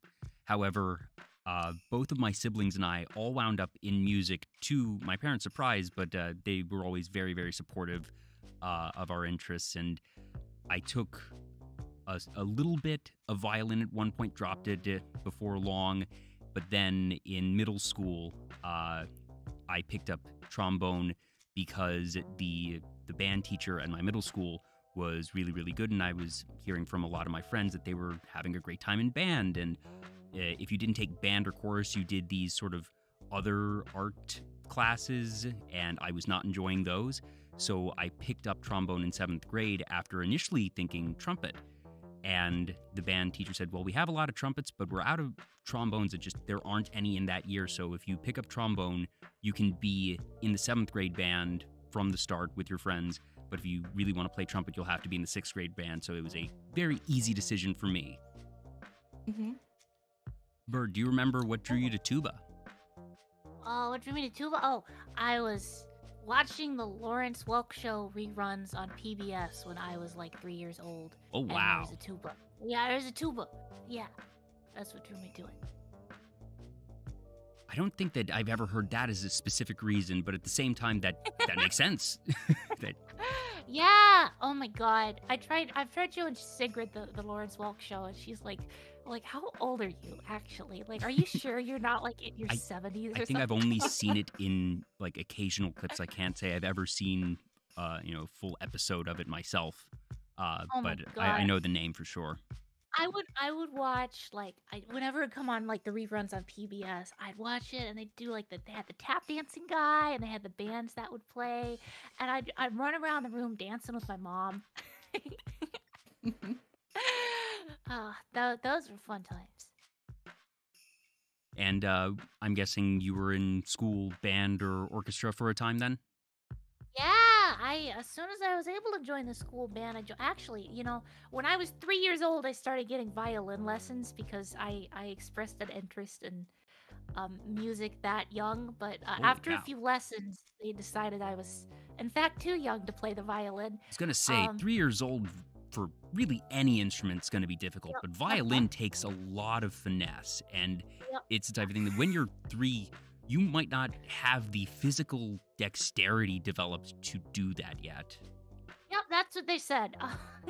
But I was insistent on doing some kind of music, so that was the start. And then I played piano for several years, and it's been a few years since I played piano, so I'm not very good.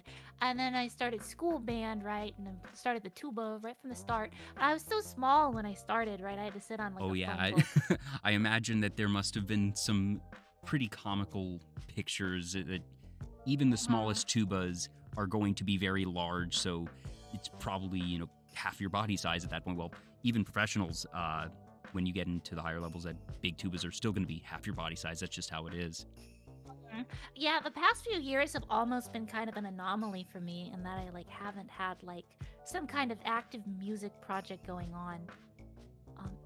I was very musical growing up.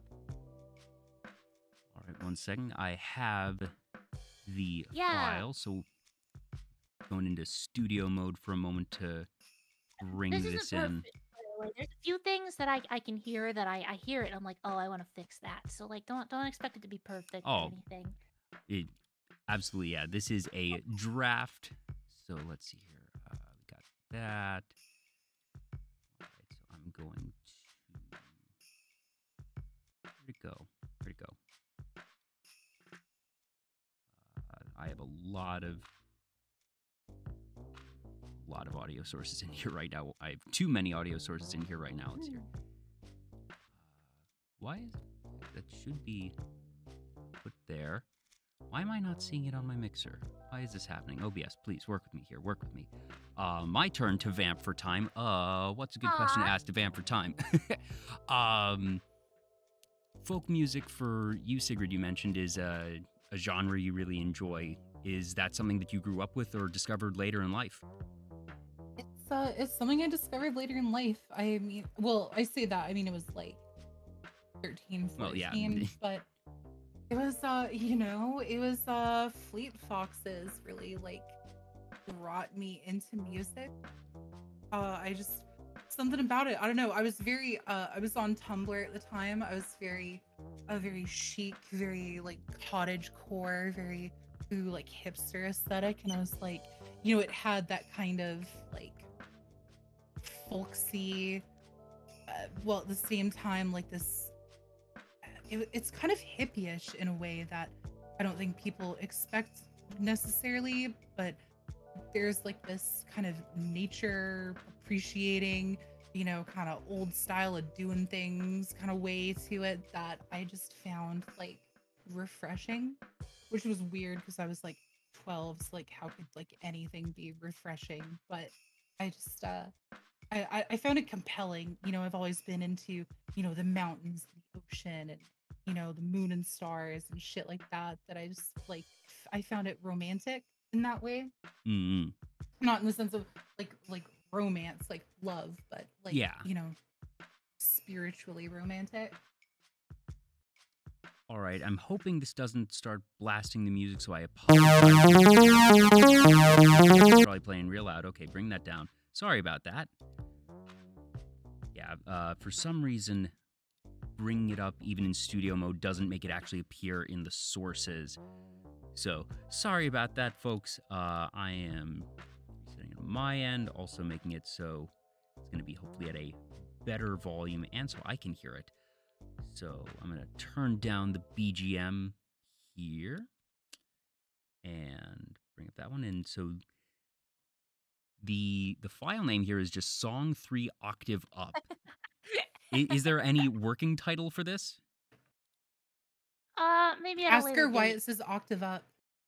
Oh, well, yeah, I'm guessing that you just brought it up an octave from whatever the initial composition was that you realized, oh, this sounds better higher.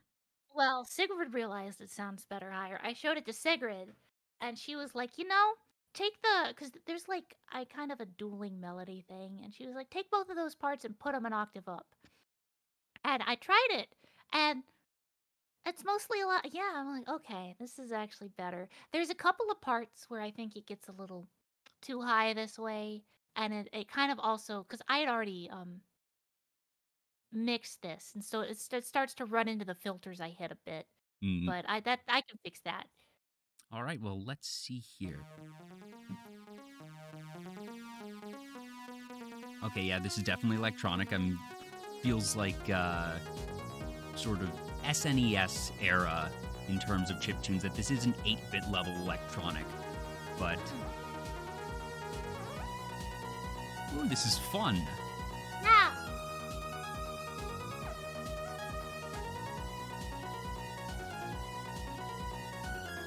Feels like, I don't know, Mega Man. I never played Mega Man.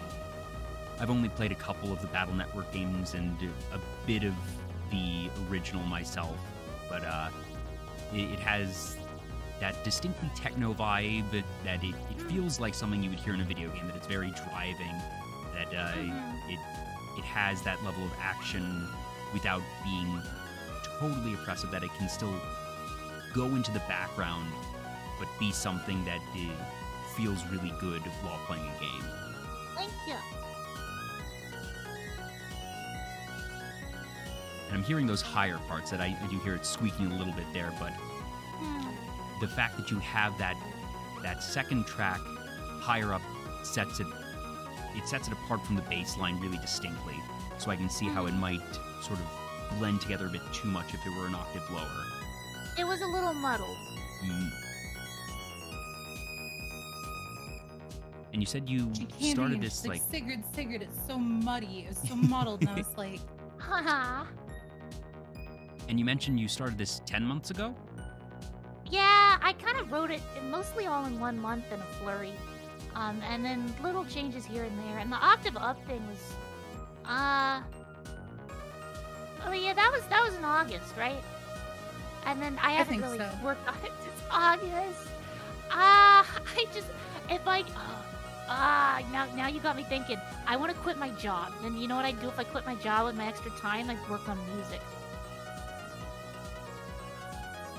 I think this could be a good starting soon screen track. Just that it has a good energy to it. Not something that I want looping here as a background of just chatting stream, but that it is catchy and engaging in that way. I thought of that too. I think it could be. All right, fading that down and bringing your BGM back up. And speaking of which, that this was a custom one, so I actually didn't get around to asking you who composed your BGM for you. Oh, so we have a couple of songs. So, we've also kind of been using just a playlist of other songs, right, and having that taken out of the VOD, right? But like for our custom BGM music, there's a couple. One of them you've seen her in chat, DORIC Dreams. DORIC, are you there? Hi, DORIC. And then there's the Starting Soon song that we've used a lot. It was composed by Twirling Curtis.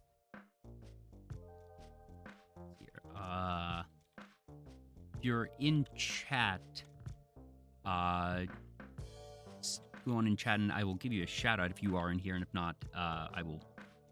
Sigrid or Bird, you can send me their Twitch name and I'll give them a shout out. It's like that. DORIC. Yeah, there we go. Yeah, and then Curtis. What's Curtis's Twitch exactly? Let's see. Twirlin' Curtis with no G. This is like twirlin'.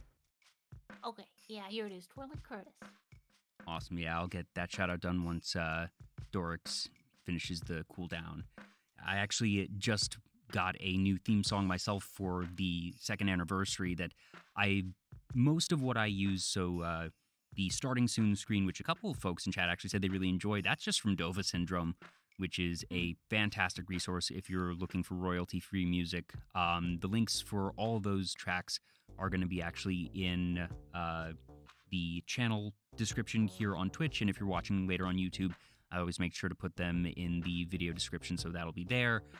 But for my 2nd anniversary, I wanted to actually sort of, as a present to myself, get a nice little theme song for the intro, and I reached out to ARKHAND, who one had actually been on my show already, but also has done a lot of good BGMs and other pieces for other streamers around. So I was really happy to have that one work out. And what I did actually was I had the $1,000 charity milestone goal be Vtuber Talk will commission a theme song, and we had raised $4,000 last year, so I was going into year 2 pretty confident that we would reach $1,000, and I already had it in my back pocket. I had commissioned it months ago, so when we reached that milestone, I was able to say, okay, we have accomplished the goal, it's already done, and we debuted it just on air right then. Wow, cool. Oh my god, that's pretty cool. So, That's awesome. yeah, Sigrid, do you think you would want to write or perform any folk music yourself as you continue to learn more guitar or just more music in general? Or do you think that that's a genre that you're going to enjoy primarily as a listener and not necessarily as a composer or performer? Well, that's most of the music I've played so far in my life. Just my acoustic guitar, just strumming it out. That's been most of what I've played. So I feel like I'd like to move on a little bit, but it might be nice to compose in that way as well. Mm. But I'm not sure if that's a part of myself that I necessarily am like feeling right now, if that makes sense. Where it's like that's totally I'm a little bit understandable. more into like the techie, like moving forward, cyberpunk kind of electronica stuff. I feel like it's kind of it's like a new like era for me. So Do you have any favorite composers or albums in that genre? Health is really good. There's a lot of the classics that I like College. There's Sewer Slut, who is, very popular now. There's I'm trying to think, man. There's it's interesting. I kind of just skim a lot. I don't get into most things too deep, but I'd say those are like my major inspirations. I will admit I haven't heard of any of them, but I'm gonna go back and listen to the VOD and actually note down these, because I do like sort of skimming around music myself, and especially in that type of sort of electronic tech, and I enjoy video game music in general, so anything that sounds like what you composed, Bird, actually is very much to my taste. And that's probably also why my mind went immediately to something like Mega Man in terms of finding a comparison. Oh, cool. Thank you. And yeah, Will Pone from Pancakes, that is the same Health. They were featured in Cyberpunk Edgerunners even. Ooh, I enjoyed that series. I watch a fair bit of anime and definitely enjoyed Edgerunners. Yeah, honestly, just listen to the soundtrack from Cyberpunk 2077 and you'll find a bunch of really good stuff that sort of fits the bill for like what I want to make moving forward. Neat, yeah. Obviously, 2077 had a very interesting release, and in some ways, I think Edgerunners kind of redeemed it. That it was cool to see a huge resurgence of people playing the game, that it saw a massive spike actually in its Twitch metrics in terms of streams both played and hours watched in the weeks immediately following the Edgerunners release. Yeah, oh man, yeah, that's a lot of there's a lot there, and it's interesting. I played Cyberpunk 2077 on release, and a lot of it inspired my like VTuber design. I didn't realize that. Put me in that headspace. Yeah, that was But I suppose now that you say it, I'm looking, all right, you have the robotic eye and arm, so that does make sense. It was like the eye was an idea I came up with like even before we were VTubers. Is like I was thinking about like, because in the game, in the character creator, you can pick all sorts of different like styles for your eyes, and I was like, oh, what about like a 7-segment display or something? Like, wouldn't that be cool?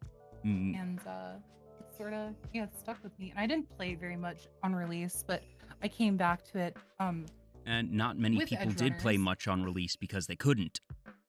Yeah, it was a mess, and I got back into it with Edgerunners, and it's yeah, I don't know, it's very in line with my like sensibilities of philosophy in the future, and I find it also just like kind of an alluring setting. I can see how a mad scientist would really enjoy the world of cyberpunk. It's a good time. We talked a bit earlier about the cooking stream that you had together, and you mentioned that you actually do just genuinely enjoy cooking outside of stream. Are there any dishes that you really enjoy making or ones that you feel you're particularly good at? And this could be for Hmm. either. Oh, I I'm not much of a cooker. Sigrid's the cooker. I just kind of make whatever. I go based off like I just cook to taste. I just throw things together. Um, Hello. I really enjoy making like rice bowls with like, make some katsu or like some kind of veggie like topping for it or something. That's kind of been my thing lately, but um I've kind of done a lot of stuff. I haven't done as much baking as I have cooking. So in the past, I like, I like my, I like, I bought a barbecue when I was in high school, like a flat pack little piece of shit, and put it together, and just learned how to grill like one summer. And I got like really into making like beef stroganoff for a while. Ooh. Yeah, just all sorts of stuff. I just whatever takes my fancy. It's funny you I've been mentioned. trying to learn how to make udon noodles lately. Oh, like from scratch? Yeah, you just make some dough and fold it over itself and cut it up and got some thick noodles right there. Yeah. Noodle. It's funny you mentioned beef stroganoff. That for a time, gosh, that must have been in middle school. That I was watching a lot of Food Network, and I got into cooking for a time. And one of the first recipes that I made with my parents was beef stroganoff, and it sort of became a mainstay for us. That it's not super complex in terms of what you need to put together, but it has a really, really good taste, and it's something that you can modify and experiment with a lot. So it wound up being a very good beginner dish for me. And after probably 6 months or so, I realized that I enjoy the concept of cooking. I appreciate the artistry of cooking. I don't have the patience for all of the assembly, not only in terms of putting everything together. Like, I enjoy putting everything together. I think it was gathering of ingredients was the part that I found mundane in terms of, okay, you need to measure and have all these dozen different little things, and I enjoyed the mixing. I enjoyed the conceptual science of it all, but that in practice, at least the recipes that I wound up learning with didn't end up being as satisfying for me. So that was an interest that later got dropped, and I still enjoy cooking, watching cooking shows and stuff of that nature, but that was a short little phase in my life. Yeah, it's funny. I could not tell you why, but the stroganoff was it was my Valentine's Day meal that I would for whoever was seeing at the time, I would just make beef stroganoff. I don't know why, but it feels It fancy. is a very it's a nice dish, but it's also just sort of a comfort food dish that it's not super complex, and it's just it's warm and it's nice. Mm. Do you have any favorite dishes, Bird, in terms of just eating, even if you're not super into cooking? I like crawfish and fried gator. She likes swamp And- bugs. A little bit. And oysters. And etouffee. Fellow seafood lover. Yeah. Mhm. I'm the type of person that, some people will walk by the fish section of a restaurant or a fish market and hold their nose that they do not like the smell. I love the smell of fresh fish. That I'm the type that whenever I pass by, the fish area in the supermarket, even if I'm not planning on buying any fish that day, I will stop by just to enjoy the aroma, and that whether it's raw, cooked, seasoned, whatever, that seafood certainly has a distinct aroma, and it's one that I enjoy in all its forms. Mm. I grew up eating a lot of seafood. A lot of seafood. For me, one thing I have been open about is that I am originally from the state of Maryland, which is known for crabs, and I am here to reinforce the stereotype. Maryland crabs are better than other crabs. Old Bay is an amazing spice that you should put on basically everything. Okay, Old Bay's pretty Okay. good, but there's better stuff out there in Old Bay. I'm sorry to tell you. I'm sorry Okay, to tell well, you. so what do you enjoy then? What's I- your go-to?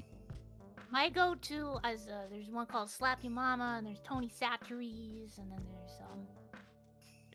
there's a few lesser known ones. She's made sure I have a bunch of Slap Your Mama and Tony Satcheries. Yeah. Riley Borsanger says, yeah, but the Baltimore Orioles still suck. Absolutely. Hey, don't get me wrong. I have no delusions of grandeur there. They are terrible. They have not been good in my lifetime. But, yeah, just, I always enjoy seafood in general, and just, I have since moved away from Maryland, but whenever I go back to visit, that if I'm able to have crab there, that's definitely just my favorite food, hands down. Yeah, I feel that about where I'm from. Mm-hmm. Sigrid, you'd mentioned that you watch a fair bit of anime, and we already mentioned Cyberpunk Edgerunners. You specified Dorohedoro as a series that you really, really enjoy, and I think I've seen an episode or two of that one. It's a relatively recent series. It's one that is pretty intense, a little bit gory. What is it about that series that really grabbed you? I don't really know. I honestly, I couldn't even tell you what the appeal is for me. I just like that it's just a bunch of crazy psycho people just going around doing shit. Aw. That's just kind of it, you know. Which is weird that now that like I've never even been necessarily like, oh yeah, what do you like about it? What's it about? And I'm like, fucking, I don't know. It's like easy projection bait, I guess, for me with the main character. But aside from that, I find it hard to communicate like what it is necessarily that That's fair. grabs me about it. I really like the manga. The anime isn't so good. It's fine. It's serviceable, and it's good for getting people into it. But You loved it before you read the manga, and then you were like, "Oh, the anime." Oh, it's one of those series. Well, I'm just being like. I mean, I do love the. No, anime. I get it. I'm just being like. I didn't mean to make you know. defensive because I get it completely with stuff that I like, right? Well, yeah, there are absolutely shows that, it's sort of a meme at this point of, oh, the manga's better. And that is not always the case, but there are some where it is definitely the case. Bird, are there any series that, be it manga or anime, that are really near and dear to you? Yeah, have you heard of an old one called Princess Tutu? Yes, I am familiar with it. I've seen clips. I've seen some AMVs of it. I know the general plot that it's anime Swan Lake, to the best of my Why do understanding. you think she's a bird? Is that? Yeah, kind of. Oh, okay, cool. That's why because we like even before just like our friends hanging out. She'd go like she'd be like sad, and we go, oh, just a duck. Aww. I showed her Princess Just a Tutu duck. before we started streaming. I showed her Princess Tutu, and she was like, "Oh my god, this character's like you. You didn't base your personality around this character growing up, did you?" And I'm like, Oh no, I've been found out. I've been found out. And She's ever just a since duck. then, until we started streaming and other stuff took over, she'd just be like, "Oh, just a duck. You're my little duck." Aw. Yeah. It's one of the many on my list of series that I know I need to watch, and just we live in a era for anime, video games, manga, entertainment in general, where we are spoiled for choice. That, for manga and anime, it used to be, all right, what were the few volumes you could maybe find at Barnes & Noble? Maybe your local Blockbuster had 1 or 2 VHSs with 4 episodes on them. But now we have so many shows that are streaming, either same day or almost same day as Japan, and then getting dubbed within a couple months, where you would usually have to wait. Like, if something got dubbed within 6 months, 5-10 years ago, that was an anomaly. That must have been a huge show that usually you'd be waiting a year and a half for something to actually hit stateside, and now we get it almost instantly, and that every time you're able to scratch one series off your list, you're adding 3 to 5 new ones. Are there any that you've been Definitely. watching or reading more recently? It's a little sus. It's a little bit of a sus one, but I still really liked it anyway. Made in Abyss. Made in Abyss is a really intense fun. show. It's I really hell enjoy yeah. it. That it is most people know nowadays that it's pretty infamous that it looks very cute and colorful and chibi. Mhm. This is not a show for children. This is a very intense show with a lot of pain emotionally and physically. Mhm. Yeah. It really got me, with that. I think it was episode 7 or 8 of season 1. It was one of the very few times that I had to just look away from the screen, that what was happening was so painful. And it's the type of thing that it was not excessively graphic, really, that it's still this cartoonish level of gore. But what was happening and the voice acting and the music and the situation is just, it was one of the most painful experiences in the sense that it was supposed to elicit pain. That the fact that I had that type of reaction meant that the show was doing things right, that all the elements really came together to the point where I actually had to look away for several seconds of a scene. Yeah, I know the scene you're talking about. And then there's one in the follow-up movie, and Yeah, I have seen the movie in season 2, so. yeah, and there's this scene in the Dawn of the Deep Soul movie that gets me like that, where I'm just like, I'd rather just not look at it when this one happens. Still a very beautiful series, and one that fortunately has gotten a fair bit of recognition, that it's offbeat to say the least. And it's been nice to see that it has been recognized, and that several pretty big content creators will regularly sing its praises. Yeah, I got the game that came out. It's actually, it's a little it's a little like jank kind of, but it does its job pretty well. It's actually pretty fun. They did a good job putting it together. Yeah, I saw the trailer for that one, and it looked like, it might be similar to Breath of the Wild, and those types of games can be hit or miss, so I'm glad to hear at least it wasn't a complete mess. Oh, it's not like Breath of... It's a very, very traditional kind of almost... It's not a dungeon, right? But it's like almost a very traditional dungeon crawler, and the way that you plan... You plan your expeditions with the supplies you take, and you go in there, and It's got that whole, all the enemies are... Like, you can see them when you walk in, right? Like Dark Souls, right? And they're all, patrolling their little areas, right? But then more of them start spawning in, and you go from, area to area, right? The way that, Did you ever play Phantasy Star Online? You go from area to area, kind of in the way that game works. Never played that one. I have a couple friends that did, though. Yeah, it's really good. But instead of, one big world, it's, a bunch of tight little areas that are all very interconnected in a way that makes a big substantial whole. Well, I'm glad to hear that it at least did baseline well, because like I said, sometimes those are just complete misses, so maybe I'll have to look into that one, because like I said, I did really, really enjoy the series. But we've been at this now for over 2 hours, and you all also had the earlier collab with Mint, so you all have had a long day. I have just a couple last questions that I ask all my guests, and one of them is, do you have any goals for 2023 that, we're finally, about halfway through February, so a lot of 2023 left. So whether it be something metrics-based or it could be project-based, is there anything that you're really hoping to accomplish before the year is out? Yeah, I want to hit 1 million average CCV. Oh, yeah. Absolutely. We do have some projects in the work that so we can't talk about them. Of course.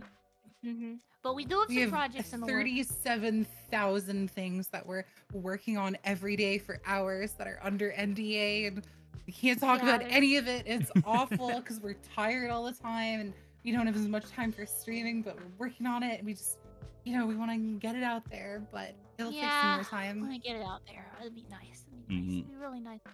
But I guess the big thing is we've been really trying to get other platforms other than Twitch off the ground, right? Yeah. So it'd be really great for 2023 if the YouTube got off the ground. You know, that'd be pretty cool. Well, I will make sure to include the YouTube link in the YouTube VOD of this episode. So, actually, I'm going to send myself a reminder. YouTube link. There we go. Yeah. And that way, I will remember to put that in. That if you're watching on YouTube after the fact, now, hi, YouTube, like, comment, subscribe, and all that jazz. And be sure to go and like, comment, subscribe on Sigrid and Bird's channel as well. Yeah. Thanks, YouTube. And the last question I ask all my guests, and I suppose this is one that you can answer either individually or together, or will probably end up being a bit of both. And that is, what does being a VTuber mean to you? And that's not asking what is the definition of a VTuber, but VTubing is a very unique style of content creation, and different people get different things from it. Some people have said being a VTuber lets me get in touch with my inner child. It lets me be someone that I can't be in real life. Others have said it's a mask that I wear. It's a set of tools I use as an entertainer, as an actor, and that I might not have the super deep personal connection with my model, but I would never want to perform without it, that I love it as this medium to use. And those are very different types of things that people get, and there's no right or wrong answer. So for you, Sigrid and Bird, what does being a VTuber mean to you? Oh. I have something to say. Do you have something to say, Bird? Can I take this one first? Go first. So for me, I agree with all of those things that you said before, basically about how it allows you to sort of like unlock this part of yourself. Like I've always been a black sheep, always been a weirdo in person, in real life. And it's been, we get to put on the mask and stuff. But I really appreciate that it allows you to really elevate the fiction in a way that is hard with like a face cam and being a flesh tuber and whatever. It's hard to remain in the fiction, which is something I enjoy. Like I like making things and writing stuff and coming up with little like quips and ideas. And I think it's hard. It's in a way you can almost take the silly stuff more seriously than if it was like, a meat face talking to you. Mm-hmm. I guess. So like, it's how do I even say this, right? It's like the way it's like the way I know to like interact with the world, right? So like I guess the connection is pretty deep, is what I'm saying. Mm-hmm. It's really deep for me too. It's the way I interact with the world. That is such a unique phrasing, and I understand what you mean. That's actually a really profound way to put it, Bird. And it always makes me happy to hear when people are able to have that type of personal connection. That, like I said, there is no right or wrong answer. And I always ask that at the end of a show, because while I never know exactly how someone is going to answer, I feel like the answers always make sense. That even just from a couple of hours of talking to folks, that it's very clear that the two of you are just, in addition to being two halves of what has become this entirely new whole, that you both have these very diverse interests, and that there's a lot of different things that make you both tick. And so that sort of combined answer on your end, Sigrid, where you mentioned a lot of those different aspects, and that for you, Bird, sort of boiling it down, that it makes sense that for the two of you, VTubing would have a broader, perhaps, meaning. That it's not that you're necessarily finding one thing, in that from that one thing, many, many different things stem, but that many different things have converged on VTubing for you. Mm-hmm. And yeah, I mean, like I said, it made me give a shit finally, And just finding something that makes you care, that motivates you, that makes you want to improve yourself, makes you want to learn new things, try new things, that's always going to be a positive. And I'm so glad that the two of you, one, just found each other, that it's not every day that you find lifelong friends, and it certainly seems like the two of you are going to be lifelong friends. And the fact that you've been able to find VTubing and take it and your friendship, really to the next level as you have, is just so exciting to see. And I know that the best is yet to come for both of you. So thank you. This has been so much fun these past couple hours. I know you all are going to be doing amazing things, not just in 2023, but well beyond. So as we start to close, do you have someone you would like us to raid? Raid. Oh man, who's online right now? While they look around, I'll do a couple last housekeeping things of my own that hopefully, well, first off, thank you again, Sigrid and Bird, for the raid at the start of the stream. And if you stuck around for the show, thank you for sticking around. And if you're watching on YouTube, hi again, YouTube. I do these shows about once a week. I wound up with the rare 2-stream weekend, just out of coincidence. So thank you for being here, even if it was only for a moment. That you can follow me here on Twitch and on Twitter. It's just Vtuber Talk both places. And this is episode, like I said, 94, so we're rapidly closing in on 100, and I still need to figure out what the hell I'm doing for episode 100. I'm going to do something, don't know what it is. But even if you aren't following me, be sure to follow both Sigrid and Bird on Twitter and on Twitch, and definitely on YouTube as well. So keep up with them. That, like I said, there's going to be a lot of cool stuff happening. Thank you. Thank you very much. All right, do you have a raid target in mind? Yeah, Grimmy. Grimmy. Okay, yeah. Grimmy's been on the show before. Love her stuff. That's going to be fun. All right, folks. Well, let Grimmy know that Sigrid and Bird sent you. We're going to send you on over in just a minute. So, once again, I'm Jay. This is VTuber Talk. There's Sigrid and Bird. This has been episode number 94. Thank you all so much for tuning in. You all have a great rest of your day, and I will see you next time. Yeah. Bye. Goodbye. Thanks, guys.